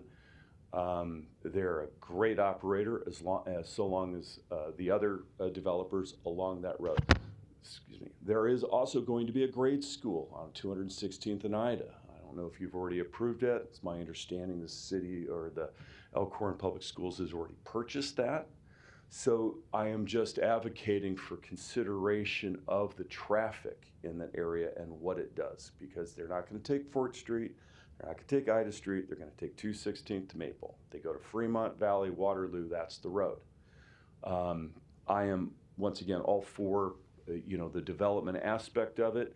The engineering firms, the council, and the developer in themselves they know what they're doing. And the only thing that I would suggest is a strong consideration of the traffic and the amount of traffic that is going to be loaded on that road. And if it's been addressed with the city planning, county engineer, county road, Dan Kudelik, then all great. I just wanted to voice my concerns on the traffic. So thank you very much. Okay. Thank you, Scott. Any other opponents? Okay, seeing none, close public hearing. Brent, did you want to come back up and address? Sure. Brent Beller, 11440 West Center Road. Did I misunderstand you about the grade change? It's not the grade, it's how deep that ravine is. Mr. Reeves was correct. Or maybe it was Scott that just mentioned it. It's about 15 to 20 feet at times. So changing that culvert, Kevin, I might have given that to you. Sorry. Moving that culvert, I mean, that's a pretty big expense. And so I don't want to speak out of turn. I don't know if Ryan is here, but part of our discussion with Public Works is that culvert where it is right now with the half-mile movement, that's the best place for this. And so that's why the request is to put that there. I suppose, and you could even not take as much of Mr. Reeves' property and have it a little skinnier right there, but just the alignment. The reason you put that there is it actually lets Mr. Reeves, if he ever does want to sell, I heard him, and when I talked to him, I was actually the one that talked to you yesterday, sir. These all become buildable lots versus if you put the street there, that connection eventually has to get up to Sunburst. And that makes all this area for Mr. Reeves not developable. And that's really our mindset. And that's why we're trying to be a good neighbor when we lay these sites out, because I get it. Right now he doesn't want to sell, but eventually he might. And if he does, this is a better layout for him and actually adds value to his property in the future. To talk about the NRD issue, and I'll put the bigger one up here. I'm not involved with that development to the west there, north of Mr. Moore's site. I am aware that they're going to have some sort of connection down here, but none of this, their preliminary plat, their layout, none of that's done. And I suspect that when they come and talk to the city, they're going to require that connection line up with our connection here on 214 so that there's a full movement there. That's just, again, confirm that with Public Works as well, but traditionally that's what happens.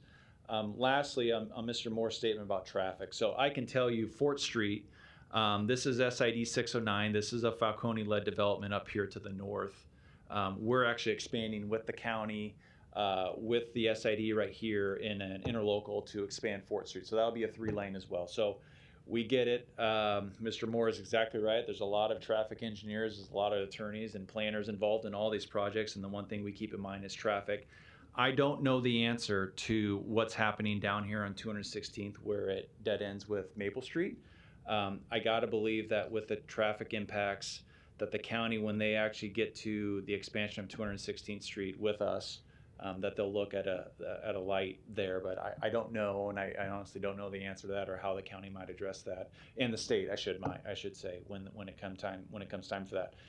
We run into the same issue when you go 4th Street East all the way to 204th. We have the same issue there with the state and the county and our SID 598 with the traffic signal. And the same idea is there. When the warrants are met for an intersection there, they'll put a street light up.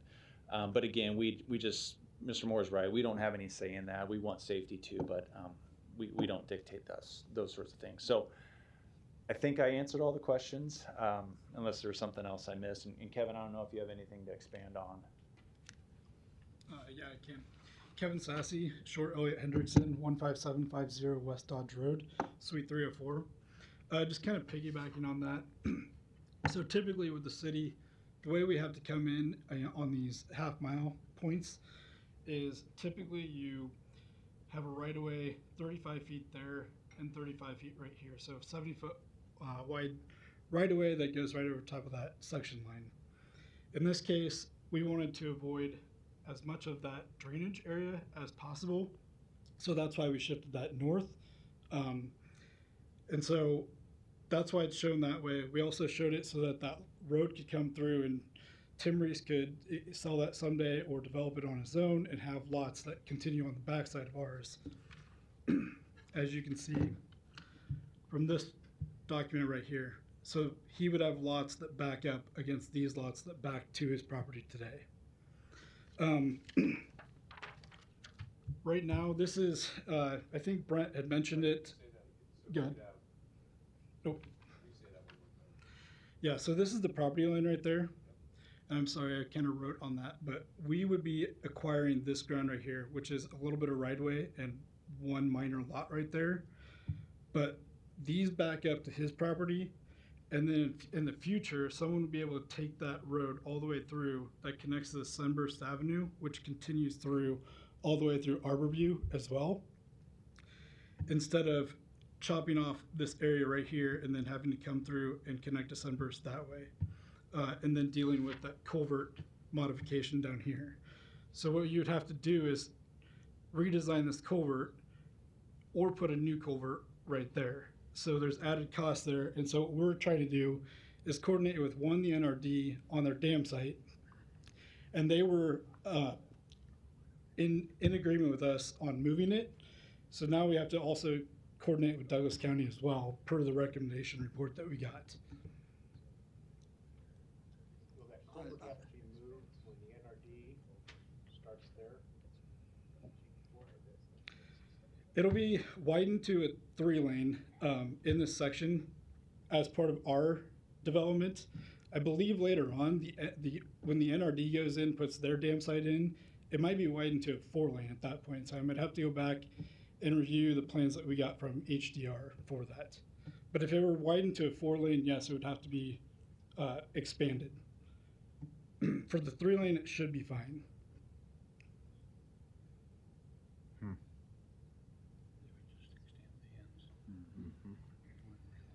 So you'd indicated, excuse me, a couple more. You indicated that you wanted to avoid the draining. The what? Area. The drainage area? Yeah. So that's right. that. Because of cost? Because of cost, yep. Your costs, developers' costs.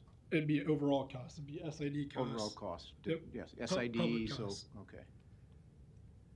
And you also proposed putting that drive in, or that connection in to 216th Street there to avoid having to pay for any costs regarding the culvert?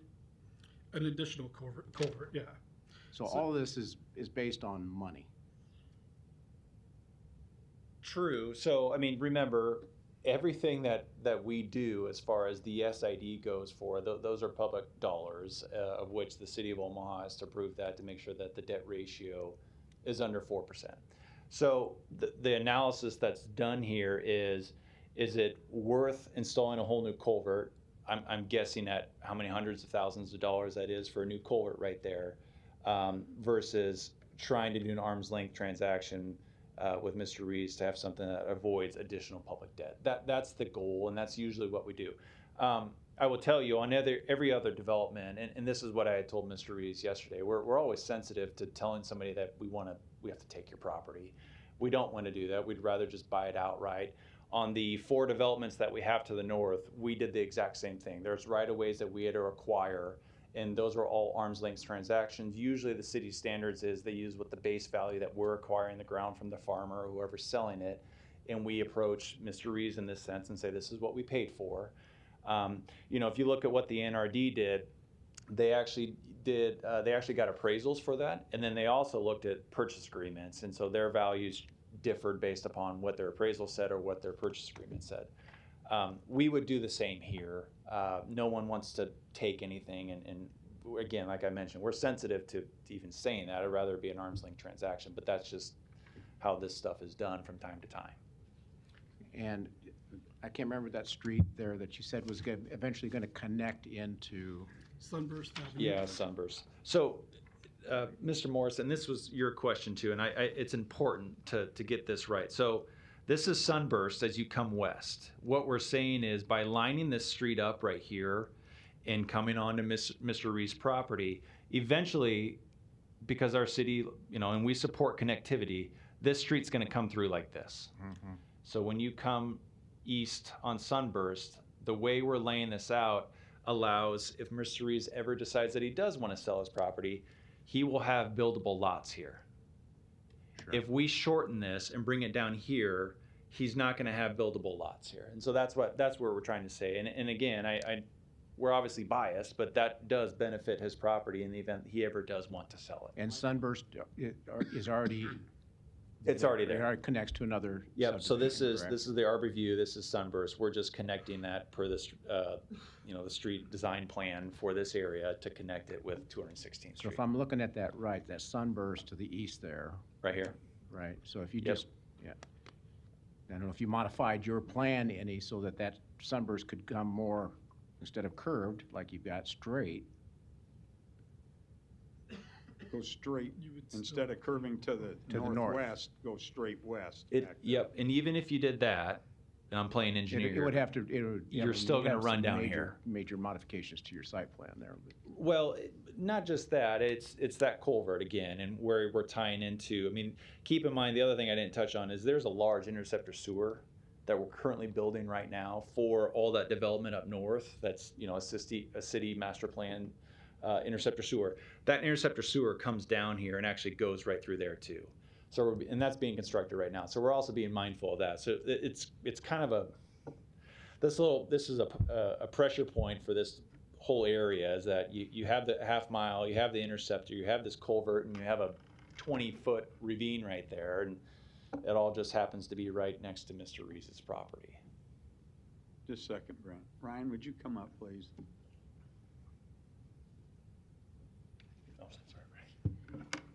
Ryan, where Sunburst is coming out on the 216, does it have to go there? Ryan Haas with the Public Works Department.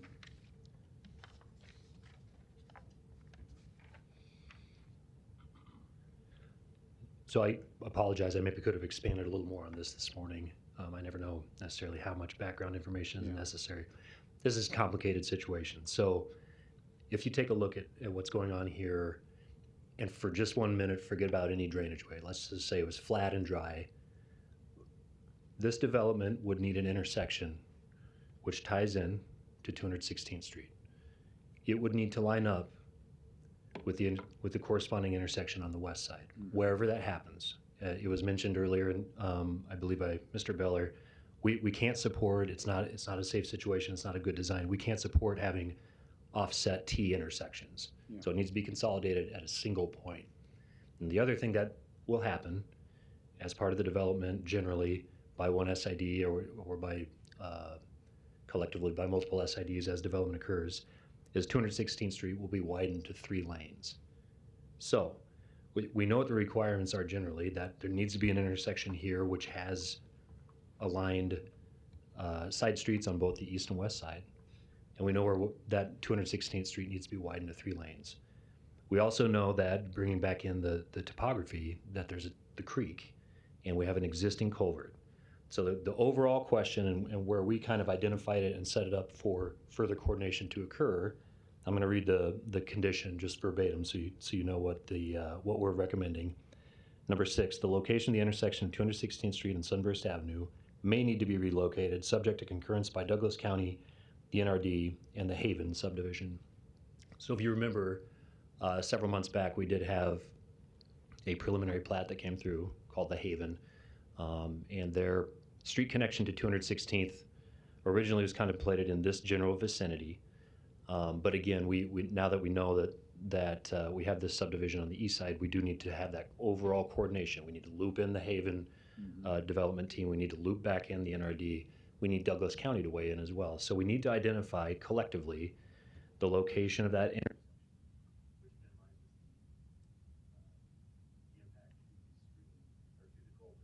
We lost him, Ronald.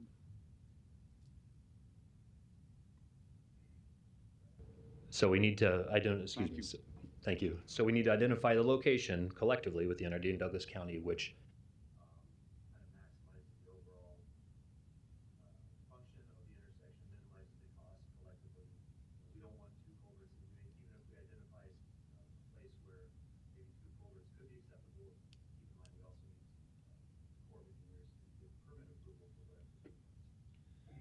that development to the west, the Haven. Yep.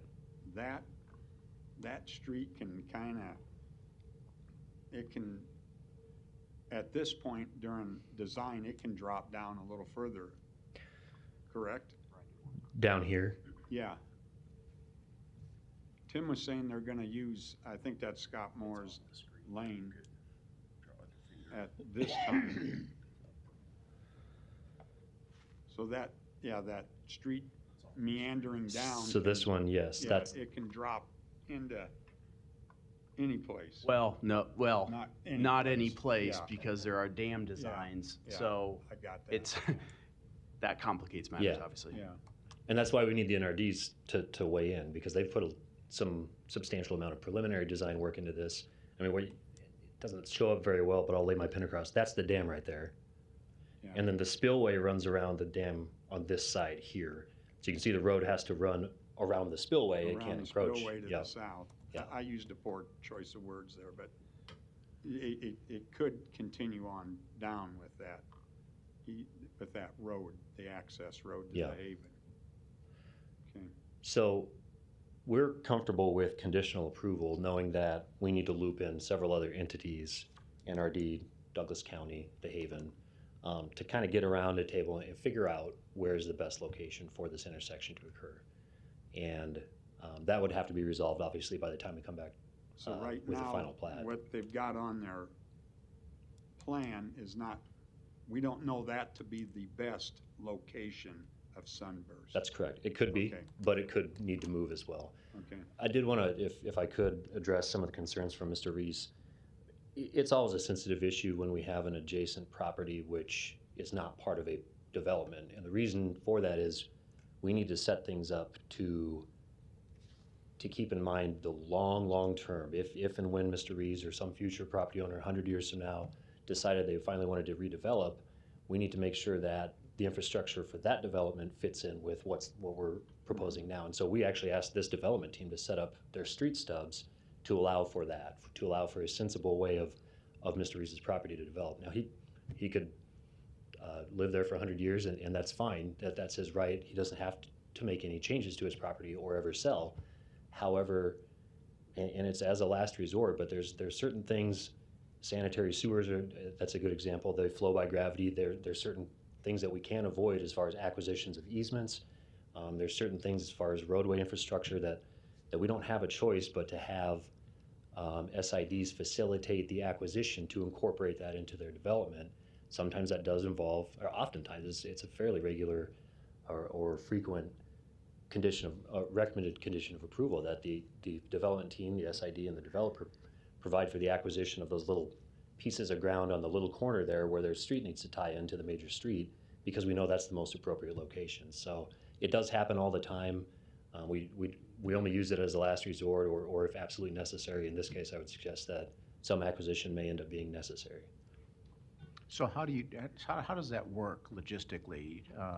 Mr. Beller referred to condemnation to acquire the property.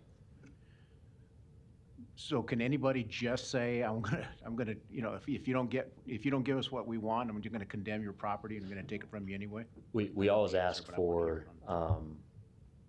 we always ask the project team to try to reach a mutually agreeable price for the ground, and 99 times out of 100 that takes place. In the event that the property owner is unwilling to sell, then the city does have language that we put into subdivision agreements, which enables the SID to then use condemnation for the acquisition. And that's a process where a third-party appraiser determines the value of the ground. So it's not like it's taken from the property owner. The third-party appraiser identifies the price. The SID then pays that price to acquire the ground from the property owner. So obviously that's a last resort. We never want that to be the case, and we always ask the developers, the development team, to work to try to reach a mutually agreed upon price. Well, it sounds like there's still a lot of moving parts to this in Sure. order to determine where the appropriate intersection would be along 216th Street, right? And those conversations are ongoing or will be ongoing? Yeah. And how long and then it has to come back to us for final approval, I would assume? This is just preliminary. Yeah, so that's kind of the whole point of, one of the reasons we have preliminary and final separate on these types of things is to give conditional approval if everyone agrees that it's appropriate, to allow coordination and further design refinements to take place. And then by the time the final plat comes back, we'll need an answer on that, and we'll need more information.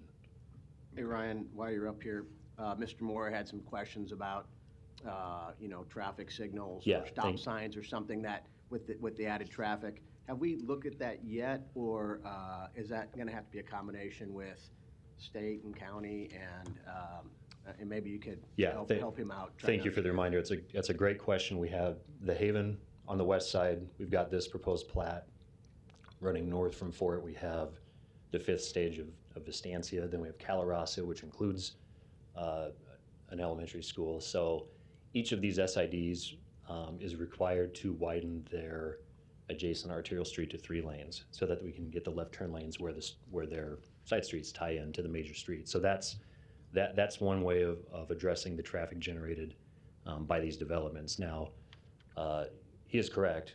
At a certain point, we're going to have enough trips on 216th Street where traffic signalization becomes warranted at 216th and West Maple. That is going to be a generator, or a lot of the site trips that are generated by these developments are going to go in that direction. So I checked as he was giving his testimony. It is inside city limits, and so if I don't know, because I don't deal directly with it, but we have an engineer whose job it is to field requests from citizens who say, things are getting worse out here. Can you come look at it for traffic signals? We don't have the ability to monitor everything all over the city's jurisdiction, so we actually rely on that as a resource. So certainly would encourage anyone who feels if we've gotten to that point yet, or certainly here in the near future as development picks up, if they feel that traffic is getting worse and worse and they want to see if signals are warranted.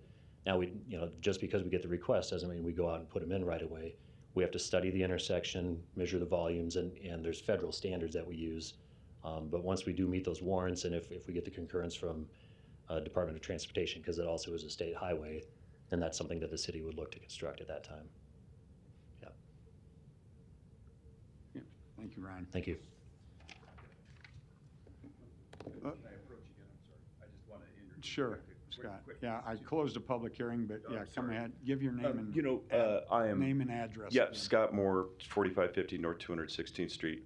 Just a quick comment about the traffic light. At what time, how many fatal accidents have to happen before that happens? Is there 5 fatal accidents, or, it's not just the traffic flow. It's the traffic on the highway. Those guys are going 65 miles an hour. You have a small gap to get out.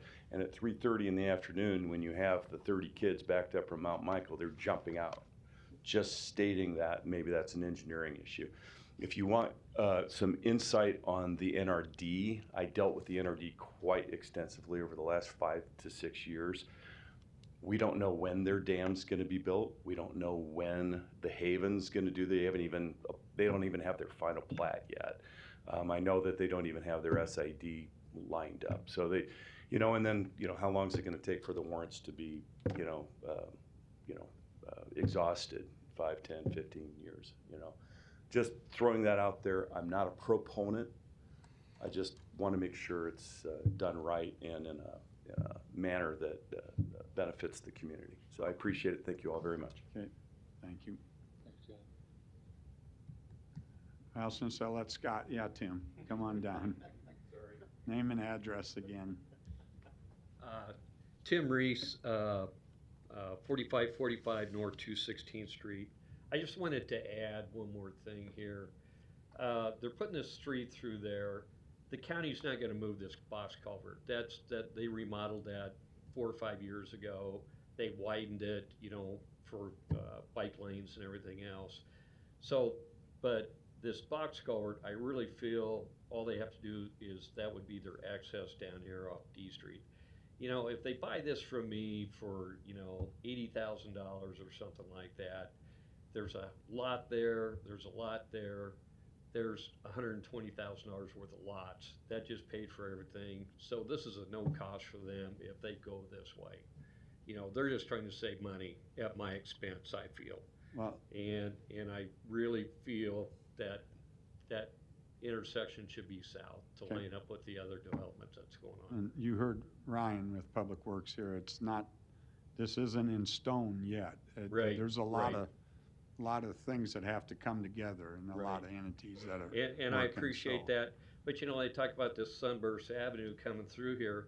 Well, I have no plans to sell this, leave alone this. I mean, this road, it could never go through. I mean, if I don't sell, the next person that buys my place doesn't sell. I mean, you got a dead end there it doesn't hold any water, in my opinion. Thank you, I Tim. appreciate your time. All right. Thank you. Any additional comments, questions? Did you want to? Brent Beller, 11440 Western Road. Ryan touched on this. So this is our preliminary plat. Part of the conditions of your approval is we have to talk to the NRD about the location of this intersection. It very may well be the case that they tell us what Mr. Ruiz wants, which is we move it to the south. But at the end of the day, we don't dictate that. We developer SID, we listen.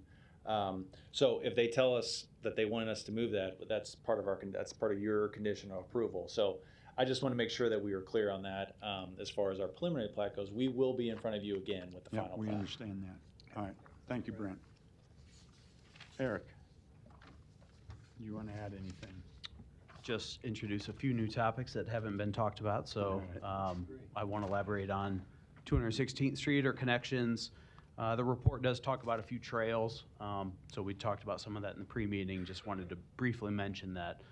But of more concern is the far southwestern, I'll call it leg extension of, this lot that, the current property owner. It's rather unfortunate. The business at the northeast corner of 216th Street in West Maple, I believe it's a landscaping or construction yard type of business. They have improvements that are located in the floodway. The new preliminary FEMA maps modified a little bit. There's not a large deal of change as it impacts that, but I bring it up because this portion of this lot, or basically the southern half of the subject site, was included with the 5th phase of the Arbor View plat a couple of years ago. And as part of those efforts to keep that plat moving along, the current property owner at the time said, we're not developing the southern portion, which is now here before us in a couple years. Basically, there was a subdivision agreement that the landowner acknowledged to remove the improvements from the floodway. So on property they own, the business had encroached on their land basically, but it's in the floodway. So there's a subdivision agreement that should be removed. That has not yet been done. So within the report and our recommendation, we are saying that the final plat cannot be placed on an agenda until that has been addressed. So You know, it might take some cooperation. It's a little unfortunate because you do have an applicant who is trying to develop the land. Obviously, you know, they're purchasing the land. You have a business owner, which I believe has also been sold. So it's complicated, but we can't let this get down the road further. So I did just want to mention that, and I can give the recommendation of the report, but we are comfortable at this time with preliminary plat approval. But obviously, there is still some work to be done, Yes. both with that issue I just mentioned, as well as the connection to 216th and other conversations with, that involve other parties as well. Staff recommends approval of the rezoning from AG to DR and R4, approval of the preliminary plat subject to the 33 conditions. Okay, do we have a motion? Motion to approve the rezoning from AG to DR and R4, and approval of the preliminary plat subject to the 33 conditions in the staff report. Second. We have a motion and second. Debbie, please record the vote. Morris? Yes. Pate? Yes. Sodolongo? Rosacker? Yes. Moore? Mr. Chair? Yes. Approved 6-0. I think that was our last item, wasn't it? Yep. Yes, sir. Kate, let's have a motion for, Did I miss? oh, okay, sir. What item were you here for? I have no idea. I got a email yesterday. Excuse me here. Show it to her. Yeah, bring it up, if you would. I got an email yesterday that the meeting was today about a claim that I presented to the city clerk. That's not. It isn't. Well, this is, I don't know. All I got was an email about the meeting today. And it's about an issue that I have with the inspectors. Oh, that wouldn't, That's different. yeah, that's not us. I don't know. All I know is I got an email that says. Yeah, they'll help We'll you. talk to you, sir. Go ahead, let's do the minutes and let's do Just a second, election of we've got, Can you show me the email? come on down, miss. What did, I was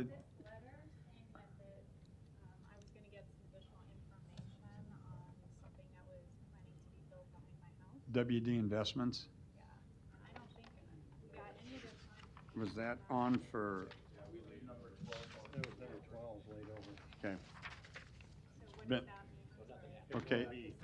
Okay, it's, that's all right, it's gonna come, okay. All right, Eric will take care of you. Somebody else. We got another one, sir. Well, just a quick question. Yes, sir. I'm asking for rezoning on splitting of a lot. It's supposed to be that it's listed, we listed it. Is it not? What number? I didn't understand. That was on for approval. It's approved. Were you here earlier, right at the beginning? Yeah. Okay, I read all those consent items. That was on for consent, and it was approved, and I said, no further action will be taken today. You're welcome to stay or leave, so you missed it. Did you have fun? I'm sure you had fun. I'm sorry, I misunderstood. I didn't understand it. Yeah. You're All welcome right. to come back next month and have some more fun if you'd like. Okay. Do we have a motion for approval, well, a motion for the pre-meeting minutes for December? Second. We have a motion and a second. Debbie, please record the vote. Rosacker? Yes. Moore? Morris? Pate? Sodolongo? Mr. Chair? Abstain. Oh, yeah. Do we have a motion for the public meeting minutes from December? We have a motion and a second. Debbie, please record the vote. Rosacker? Yes. Moore? Morris? Yes. Pate? Yes. Sodolongo? Yes. Mr. Chair? Abstain. All right, for election of officers, first is chairman. Do we have a nomination? I'll nominate Greg Rosenblum for the chairman. Second. Okay, we have a nomination, a motion and a second. Debbie, will you please record the vote? Pate? Yes. Sodolongo? Yes. Yes. Rosacker? Yes. Moore? Yes. Morris? Yes. Mr. Chair? Yes. I guess. Do we have a motion for nomination for vice chairman? I nominate Dave Rosacker for vice chair. We have a motion and a second and a nomination for vice chairman. Will you record the vote, please? Sotolongo? Yes. Rosacker? Yes, I guess. Moore? Yes. Morris? Yes. Pate? Yes. Mr. Chair? Yes. We have we have a motion and do we have a second for adjournment? Yes, second. We have a motion and a second. Debbie? Moore? Or- Morris? Pate? Sotolongo? Rosacker? Mr. Chair? Yes.